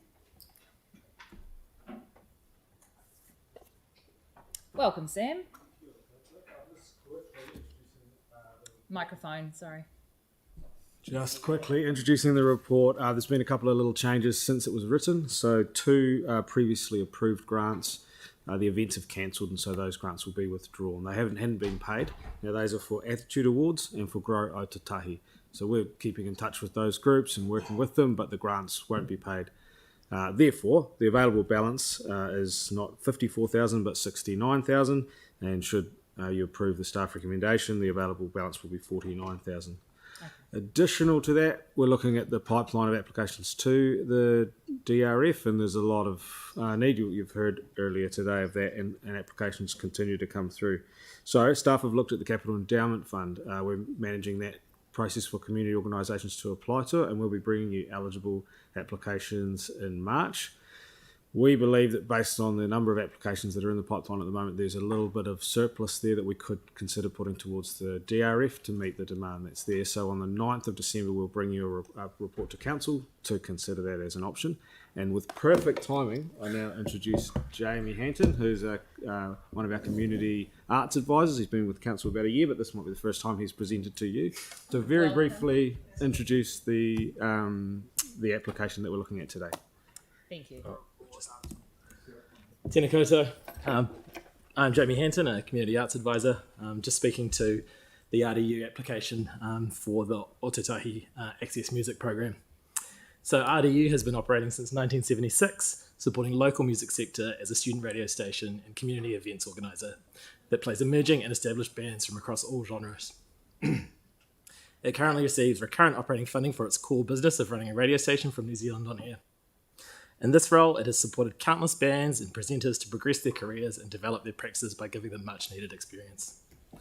This application represents an exciting shift in their strategy, as they have recently undertaken an ambitious refit of the Beatbox Studios in the Salt District to support a range of community-focused programs, as well as create a sustainable business model offering commercial hire of studios. This refit project has recently achieved its crowdfunding goal of $50,000, evidence of wide community support for a tricky capital expenditure program. And this application, which covers staffing and marketing costs, seeks to support those who are unable to afford commercial studio rates, with the proposed funding representing a total subsidy for 20 local acts to produce new musical work. It has a direct and measurable outcome of 20 new pieces of music in 1 year, and this result alone represents excellent value for money at just over $1,000 per track, with the station able to absorb and cover other operational costs. In addition to this output, RDU is offering wraparound support for the acts with mentoring and support that covers technical music production, business advice around distribution and royalties for those artists who would otherwise miss out on this opportunity. I'm happy to take any questions around things. Great, thank you for that. Do we have any questions on this? Aaron? Yeah, why is this here when it's already covered by New Zealand On Air and others that you can get money from to record songs? To apply to New Zealand On Air, you need to have a pretty strong track record. So this program is designed to help those who may not have that. They may not have access to studios and other equipment. So there are New Zealand On Air funds for more established bands and people who have that access, but this is targeted at those who may not have that access. Right. Didn't we put a recording studio in the library? Yes, but that's not a music-specific studio. There's professional there's there's professional technicians there, Right. but they don't have the experience around what it might look like to release a track and have it get airplay around the country or internationally that RDU does. Right. Tim's happy to move. Do I have a seconder? Pauline? Any further questions? No? Any debate? Tim? Yeah, look, thank you. I'm really happy to support this. This is the first leg up of a lot of young people because New Zealand On Air, there are some gaps there. They do a fantastic job, but there are gaps, and it's not just in this field, it's musical theatre right across. So this is a really good start. They also cross-pollinate and give the ARAs, broadcasting students, the guys who are starting their careers as DJs, time on air. So it's really part of the community. And we saw that especially after the earthquake, which was outstanding. So I'm really happy to support this, and I hope you do too. Thank you. Thank you. Aaron, and then Anne, and then Celeste. I'll be the Grinch that didn't steal Christmas, but I will say basically the opposite to Tim. I'm not sure how many people in this room have had music played on RDU. I certainly have. And our band went and recorded it in a studio and gave it to RDU and all the other student networks, and had you got played on all of them plus other stations. You submit your tracks to New Zealand On Air. They put them on compilation CDs that go out. So there is ways to do it. Everyone in our band got a job, worked for about a day, gets you into a recording studio to record a song. It's not hard to do. So go out, work hard, record your songs, and give them to radio stations. Many artists from this country have gone on to be really successful, and it's welfare for artists. And to be honest, I'm not that into it. I'd rather teach artists how to make money and how to be professional. Yes, part of this is that, so I do support that aspect of it, but paying for the recording part, I don't. But the step-up part, I do support, and I think, if anything, that's the program we should be doing, not just paying for them to record songs. Get a job for a day, record your song. It's not hard. Yeah. Kia ora. Having had experience of one of my kids being involved in developing their own musical career through something like this, I totally support this. I think that it identifies gaps in terms of support for young artists, and it also reduces barriers for them to go on and build their careers. So very supportive. Thank you. Celeste. I'm very supportive of this. I'm quite familiar with the work that RDU has done to support emerging artists, and I think Christchurch has a particularly strong reputation for its music scene, and young artists are businesses. They're adding value to the community in a lot of ways, and a lot of artists who are business owners are struggling, and I think we have to recognise this as a different landscape for them, and they're operating often as sole traders, expected to do a lot in this environment. So yeah, whatever we can do to support that initiative, and I commend you guys for the work that you've currently done, because you've been on the scene for a long time, and you've made it through the earthquakes and other times that have been particularly challenging. So yeah, I'm fully in support. Thank you. Anything further? Okay, in that case I'll put the vote. All those in favour please say aye. Aye. Any against? No. Okay, Sam and Aaron and Catherine and Phil. Okay, I declare that carried. Thank you very much. Thank you. Thank you very much. Okay, and now we move to the ERP submission.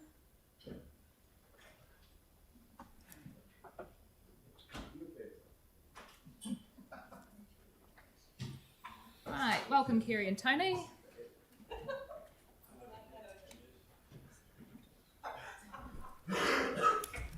So, could you please just give us a quick summary on first how the submission was put together, the input that's sort of come in, and then a quick overview of the key points. Sure, kia ora, tēnā koutou katoa. So the submission was created over a number of weeks. Of course, we've had a really limited time to prepare a submission. These government proposals always seem to be rushed and having little time to respond. But we did have the Climate Change Working Party meet on the 1st of November with MFE and Ministry of Transport staff, and there was a presentation that they gave, and we discussed directly with those staff to introduce really the proposal for New Zealand. And then on the 9th of November, we had a work a briefing with the same working party to review the staff feedback, and we got your feedback from that. Thank you for that. And then we've also fed into a whole lot of other submissions that have been developed locally, including the Canterbury Mural Forum, the Greater Christchurch Partnership, the Regional Transport Group from ECAN, Local Government New Zealand, and Taia Tora, the Solgum submission as well. So there's been quite a few other submissions on this topic, and we've fed into those. And there's general consistency, although there's some difference of nuances around some of the elements, there's general consistency about the sorts of themes that we're promoting to the government to act on. You might have also seen in the paper today the discussion on the front page of the paper about the agricultural emissions and the fact that we're waiting for a discussion document from Hiwaka Ki Anoa to talk about agricultural emissions.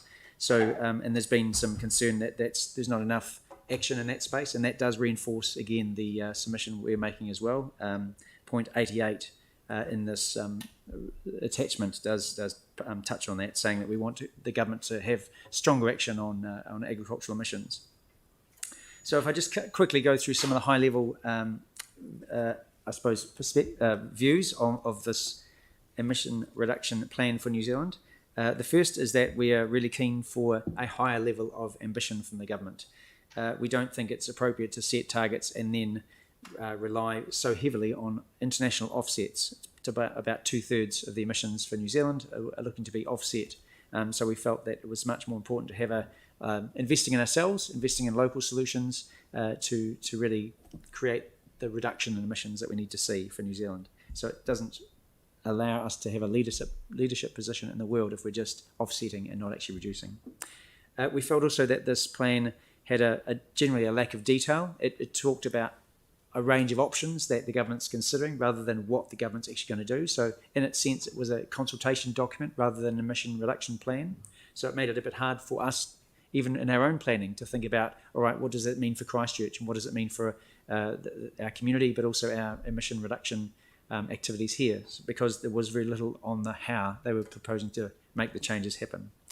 And then linked to that was, of course, clarity around funding, the fact that because they hadn't gone to the how, they proposed a lot of options, a lot of ideas, but not really being clear about how they fund them either. And some of those things, for example, reducing the cost of public transport, that's an aspiration they're putting out there, but how do you fund that? Where does that money come from? So those sorts of details were missing. Likewise was the role of local government, that it seemed to be almost an afterthought in some of the wording, that local government had a role to play at all. But clearly we have a role to play in transport and urban planning and waste and water and also forestry, and that wasn't really recognised. So I think there's we're calling for a stronger partnership, not just collaborating with the government, but actually partnering with central and local government to make the changes that need to happen in New Zealand. And we need to do that in a joined-up fashion. So the joined-up fashion also links to the need for policy alignment across the government, whole-of-government policy alignment. The idea that some parts of government are making changes and that other parts are actually going the wrong way.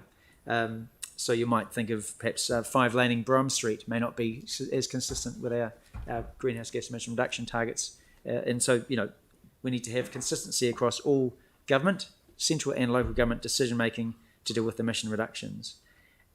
Also, the need to raise minimum standards was another key theme. So, and it did touch on this. Lots of options talked about needing to have standards for buildings, for vehicles, for appliances, for waste, and even for F-gases, industrial gases. So there is a need for standards, and I guess we're trying to support government in that, saying, yes, we agree with the need for standards, and we want them to be strong and to support the health and well-being of our community, but also to reduce emissions as well. And then the need to, of course, encourage co-benefits and manage equity very carefully, so that some of these impacts will fall differently across our economy and across our society. So let's be very mindful of those that are most affected, but also try and maximise co-benefits. When there's an opportunity to think about emission reduction, well, what are the other co-benefits that come along with that? So there's some high-level themes that we're offering up to the government to act on. But there's obviously a whole lot of specifics that are in this. We've answered pretty much all the questions the government's asked us. And we've also sent this submission around other councils in New Zealand. We've got a council climate network who meet regularly, and we've been discussing with other councils their views, and we've incorporated some of theirs in this, and also we've shared our views with them so they can take those on as well. I welcome your discussion now.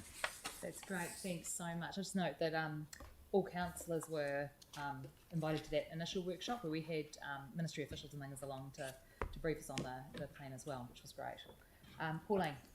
Yeah, thank you. That's a fantastic introduction, Tony. Thank you for that. And I'm just wondering, like, those key points are so strong. I was just wondering if they could be put in bold throughout the submission, because you wonder, do they really pull out what we want them to? But that's just an idea. But my question is about how do we as a city measure, how will we measure any reduction in our transport emissions? And I suppose that's every city.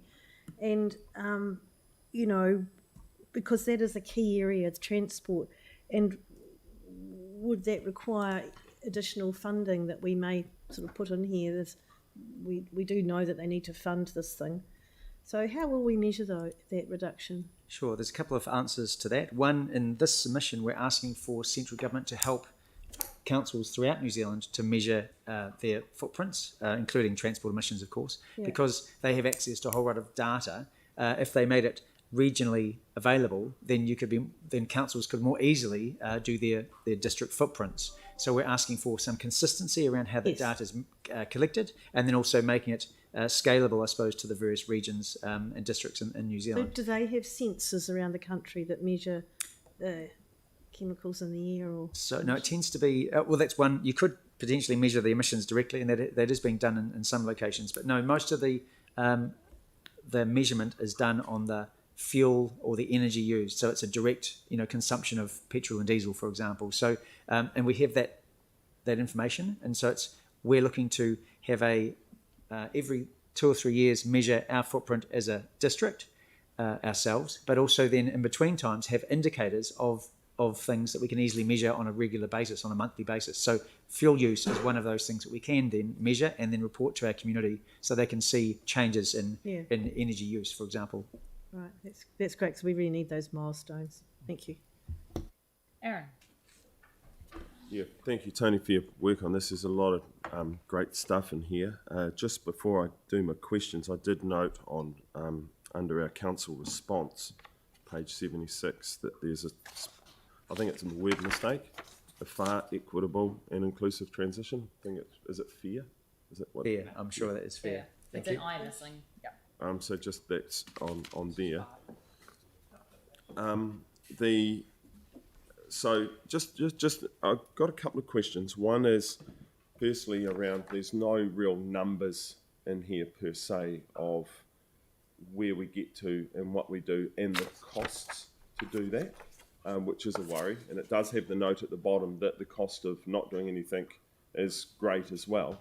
But we need to know the cost so we can prioritise where the best bang for buck is, and we're definitely not seeing that. And on that, I'll go to under the introduction, we would like to thank staff and environment preparing the document, engaging, and we also congratulate the government on the recently announced increase to the country's thing, an important place part, and so on and so forth. That up there, and it talks about the public transport and so on and so forth.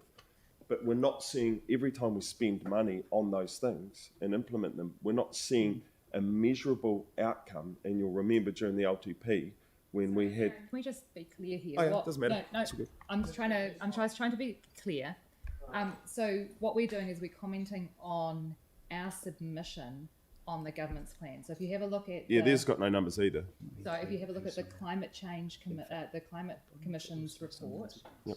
With its 800 pages of appendices, where it detailed the numbers and the costs of inaction.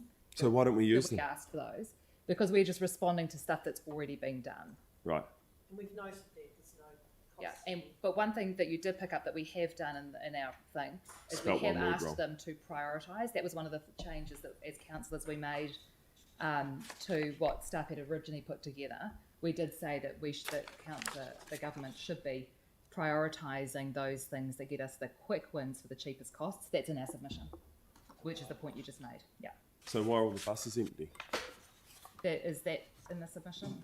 Well, we support that public transport system. So if you look back at the climate change, they're not at empty. the Climate Commission's evidence. So, Aaron, we're past the time of you asking for more evidence on things. At the last briefing, you were given links to a whole pile of research and things that have been done. So what we're at the time now is that if there's a piece of research that you disagree with and that you think shows that that's not true, then could you bring that forward so we can actually have a good look at that, rather than asking for more research when we've actually sent links through stuff already? Okay, so if I bring it forward and there is evidence on things like a bus lane that shows that it has a more negative than a positive impact on the environment, if it's evidence-based, then we'll stop voting for them. Will we do that? If you're able to bring that along to a meeting where we're making that decision or ahead of time, I'm sure it will be considered. Okay, that's good. Thank you. Absolutely. Yeah. But still don't disagree. Just on, so it's page 91 of our agenda. So it's 52. So it's point 52.5, and it says Christchurch was not specifically mentioned in the congestion pricing actions. Congestion pricing is an initiative that the Christchurch City Council is interested in investigating, and would welcome assistance and legislative support in this area. I was just wondering, Sarah, sort of through you as chair, if I was of the view to have that removed from the submission, how would you want to do that? Like, is that an amendment, or? It would have to be an amendment because I've already had an indicator of mover and seconder, so you'd have to put something in there saying you'd like that particular section you removed. So you're not in favour of us asking for support to investigate and look at how we might do and certainly the legislative support as well. Yeah. So, I mean, I just want to know how I should treat that. Do you want me to just... as an amendment. Okay, shall I send it to... Yeah, that would be great. Nigel? Yeah. So send it to Simone. Yeah. Cool, thank you. Thanks. Any further questions on the submission? No, in that case, I've moved it and Mike seconded it. And it's funny, and we're just waiting for Sam's amendment. Might fail because of lack of a seconder. I don't think that's likely, given past experience. Sorry, what page was that on? It's on page 90 of the agenda, page 18 of the submission. Oh, 91 maybe. Sorry, 91, yeah. 91 page. That's literally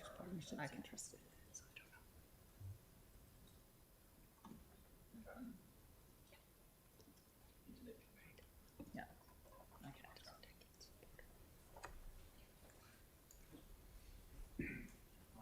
Okay, well, I'll just start us briefly then. In that, really pleased with the submission and the scope that has been able to be covered in such an incredibly short time, at a time where the organisation as a whole is being pressured in a number of areas to submit on a number of proposals.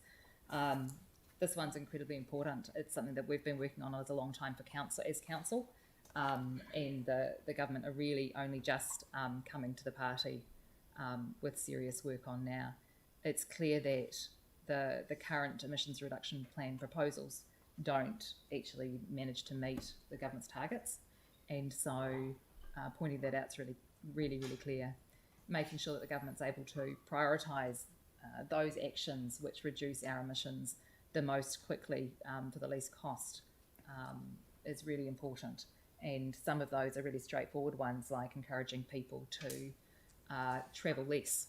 It doesn't necessarily mean that you need to give up things, but working from home occasionally and combining trips and not going down to the supermarket 5k away just for a bottle of milk are all things that add up across our transport system, which is a core emitter for us as a city.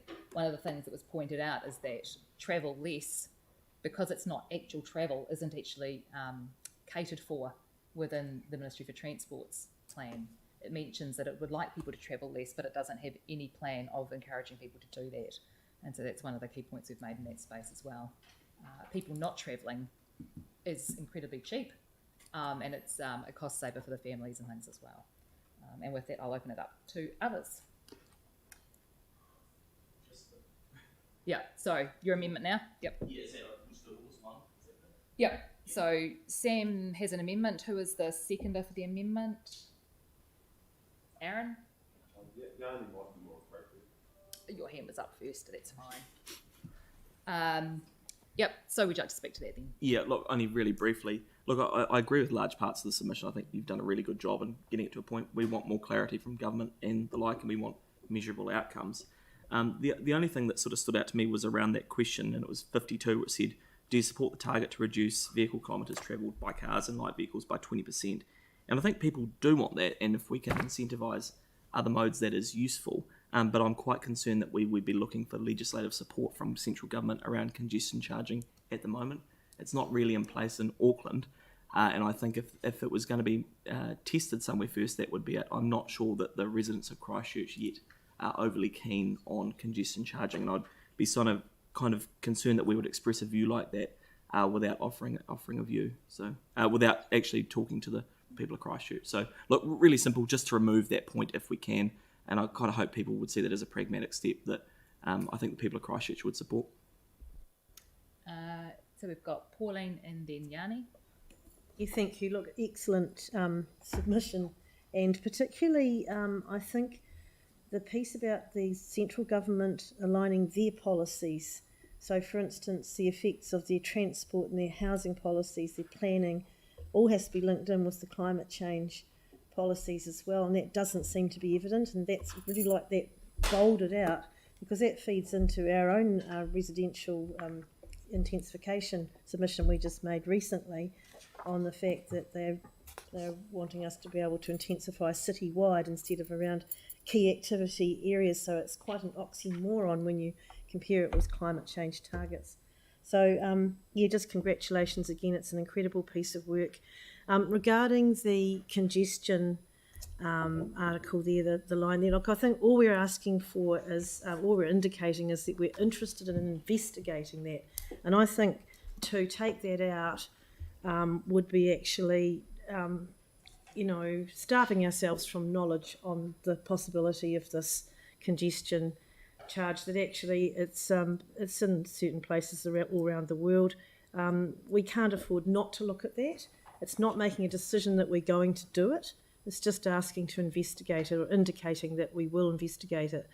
So we're not making a decision about that. So I won't be supporting the amendment today, but I'll be supporting the submission. Thank you. That's great. Thank you. Yanni. Look, I mean, I support the amendment on the basis that that's a discussion we should have with our community before we go to central government.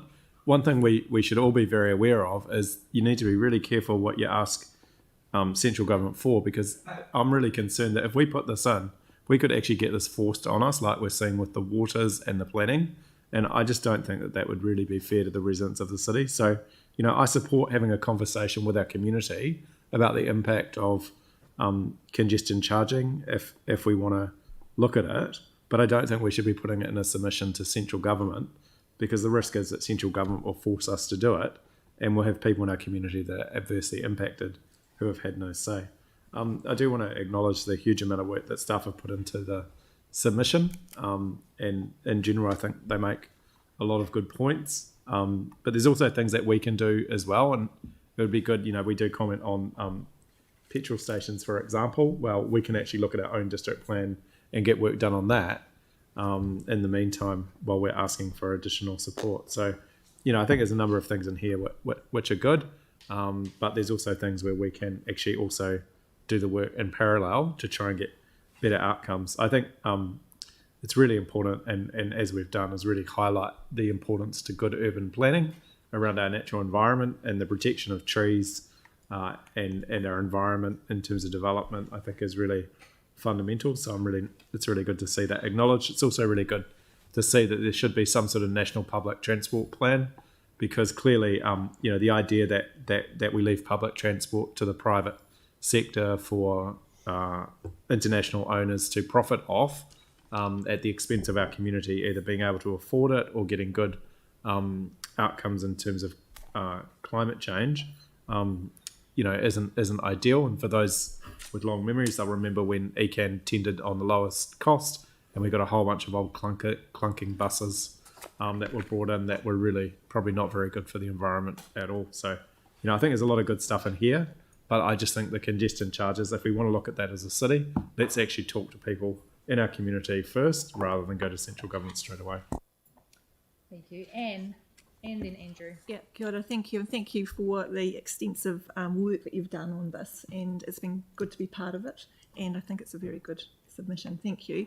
I won't be supporting. Oh, sorry, I will be supporting. Won't be supporting the amendment because to me it seems a bit alarmist. Actually, there's nothing here that says that we want congestion charging to be brought in. All we want is to investigate it as an option, as part of the big picture, in terms of how we deal with getting people out of cars and using other more sustainable forms of transport. So I believe that conversation has to be had, but we need to investigate it first before we have that conversation. So I won't be supporting the amendment.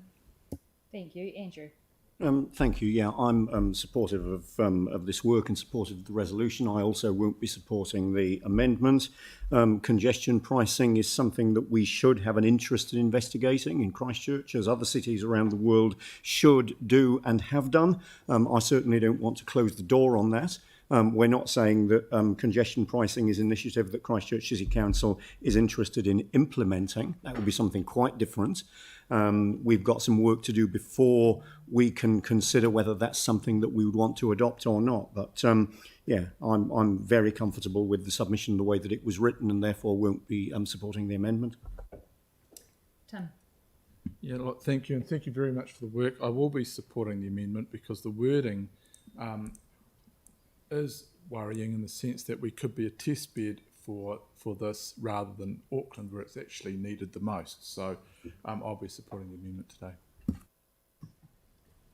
Anyone further? Aaron? Are we just speaking to the amendment at this point?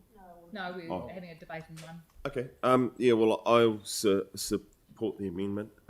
There's no evidence that congestion charging in a city like Christchurch would make sense or work.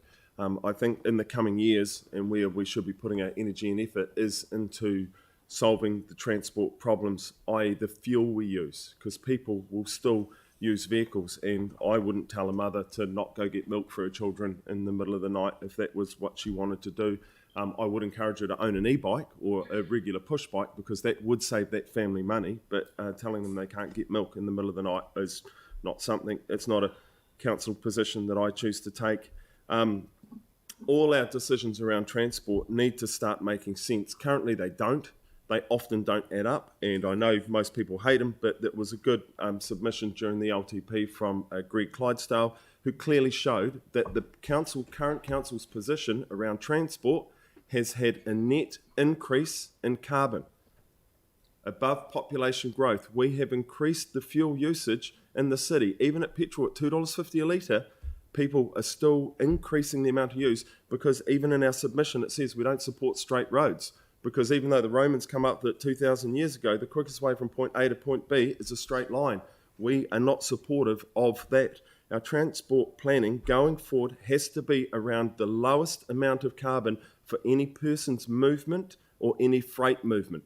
To try and do behaviour change and a whole lot of other things based on ideology is ridiculous, and it is costing this planet. And the more that people keep doing that, the more damage this table will do to the planet, because you are doing damage by not using science and facts to get the outcomes of zero carbon. Telling people to behave differently does not do it. It does not do it. So good luck. Melanie, then Celeste, then That's why the Mike. bus is empty. Thank you. Not empty.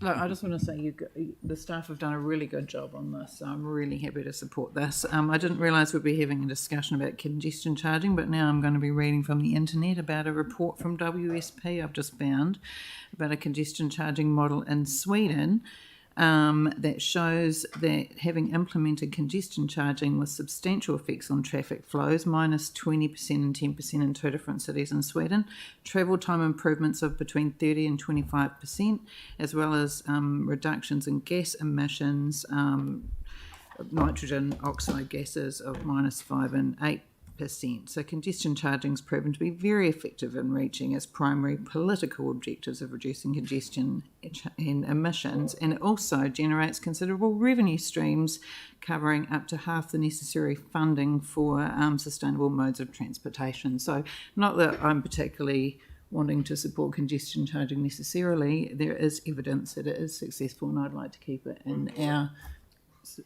What is the point of order from standing orders that you would like to address? That is factually inaccurate, because the No. population density It's of factually- Stockholm is 4,800 people per square kilometre, 20 times It's our not density. a standing order, point It's of order, so I overrule it. comparing Thank you very much. apples with shoe soles. Celeste. Yeah, just well done. I think it's really great, and I mean, we don't need to add too much about the congestion charging thing, but I think from my point of view, saying we don't have enough information to make a decision and then turning down a recommendation to get more information doesn't make a lot of sense to me.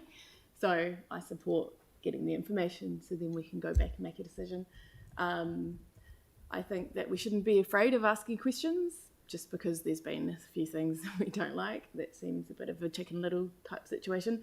So yeah, we need to use all the tools in our toolbox, and drivers, I'm a driver, we need to pay the social cost of, one of the many things that contributes to, carbon emissions, and obviously this is the biggest driver, so we need to look at the core contributor to our carbon emissions. So yeah, it's great. Thank you. Thank you, Mike. Thank you. The comments from Councillor Cohen sound like comments from a climate change denier, just trying to mislead people order. off his grandstanding BS. I'm going to rule on it. What's the point? He's name calling of something that I'm not. I want us to deal Opinion. with the carbon emissions. So to call Opinion. someone the opposite is Opinion, It's an currently. opinion. It's an also opinion. name calling's an opinion. Okay, thank you. It wasn't a name calling. It's close to it. Close. Be careful with the next bit. Oh, don't you worry. I've said what I had to say about that. I will not be supporting the amendment. There's nowhere in this that say we're going to be implementing congestion levies to actually not look at that work, investigate it, and put that tool in your toolbox is daft. I've heard from people in communities I represent that they wanted a congestion levy for the new motorway. We didn't have that tool to be able to do that, and now we're getting an influx of cars going into the heart of St Albans. Why we would not actually do some work to actually be able to actually implement something like that, I'm not too sure. But if that tool was in there, it would be consultation would have to be done before anything would actually be put in place. So I think you're just trying to be, like Anne said, alarmist and try and mislead people once again about this council and its role in actually reducing emissions, which we know is actually quite an important thing that we all have to do. I welcome the council's submission. It is a strong submission. It points out facts and areas within the council, the government's plan that aren't quite right, and obviously the call to do more and how it can be done. We know council is going to play a leading role in reducing emissions, but obviously we cannot do that alone, and we are and will require financial support from central government. One of the most important things of what we need to do and ensure as we move forward is how we do that with our communities and in a just and equitable way. I think that's going to be one of the biggest struggles that we do have to achieve and work out how that is how we get there. But look, I think we've actually done a really, really good submission. I'm really disappointed by some of the comments that I've heard today. It's not surprising. We always hear these same comments, even though they've never been backed up with proper peer-reviewed evidence, even though when the overwhelming evidence support that human-induced climate change is real. Thank you. Any further debate? No, I'll just wind up briefly then.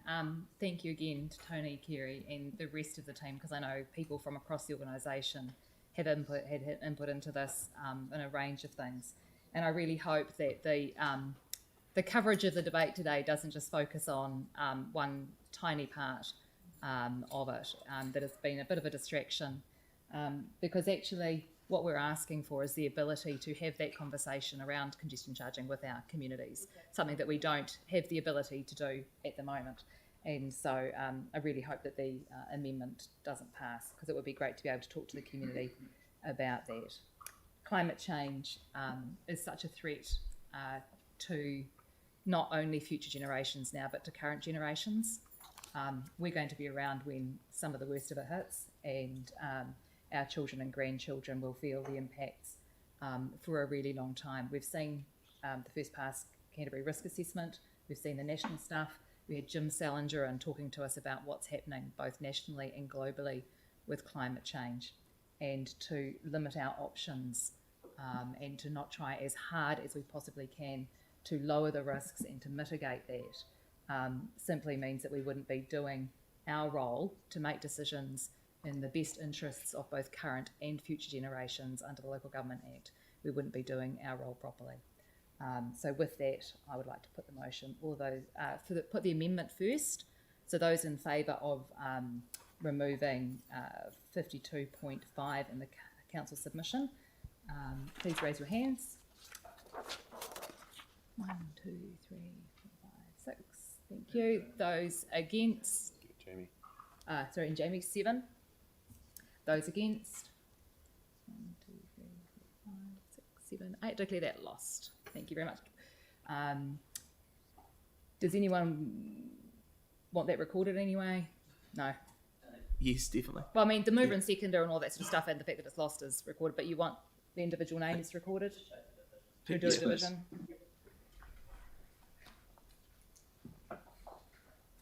So this is a division on the amendment and whether to take that thing out. Yeah, take 52.5 out. Councillor Galloway? No. Councillor Johansson? Yes. Councillor Turner? No. Councillor McClellan? No. Councillor Major? Yep. Councillor Goff?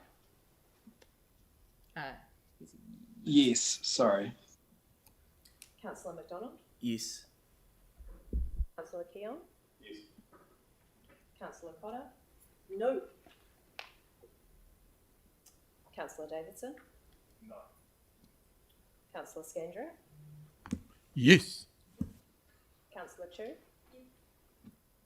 Councillor Coker? No. Councillor Templeton? No. Councillor Donovan? No. Councillor Chen? No. And the Mayor? No. Okay, so we have 7 yes and 10 no.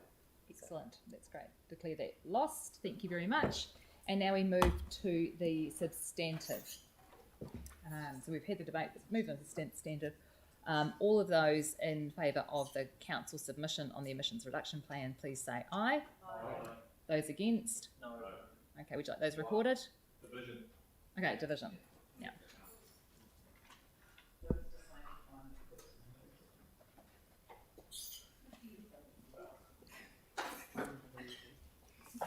Okay, the Mayor? Oh, yes, I'd like to vote for Yeah, so I just want to have some in different orders. Yeah. There'll be a letter. Yes. Councillor Chen? Yes. Councillor Chu? No. Councillor Coker? Yes, to sign anything. Councillor Cotter? Yes. Councillor Donovan? Oh yeah, definitely. Councillor Davidson? Councillor Galloway? Yes. Councillor Goff? No. Councillor Johansson? Yes. Councillor Keon? No. Councillor McDonald? No. Councillor Major? No. Councillor McClellan? Councillor Scandra? No, we can't, Mike, it's the difference. Shh. Do you do this? Yeah. Enough. Thank you. Councillor Templeton? Yes, I think we should make a submission to the government on the climate change emissions reduction plan. Okay, so we have 12 for yes and 5 for no. That's great. I declare that carried. Thank you very much. And that brings us to the end of the meeting, I think, unless I've missed something. No. And so I'll get Councillor Davidson, who is hurriedly looking up things on his iPad, to finish the meeting with a karakia. Unahia te pō whiri marama, te mokia te ao whatu tangata, tātai ki runga, tātai te ki oraro, tātai ahoro, homie, huie, taiki e. That's great. Thank you very much, everyone.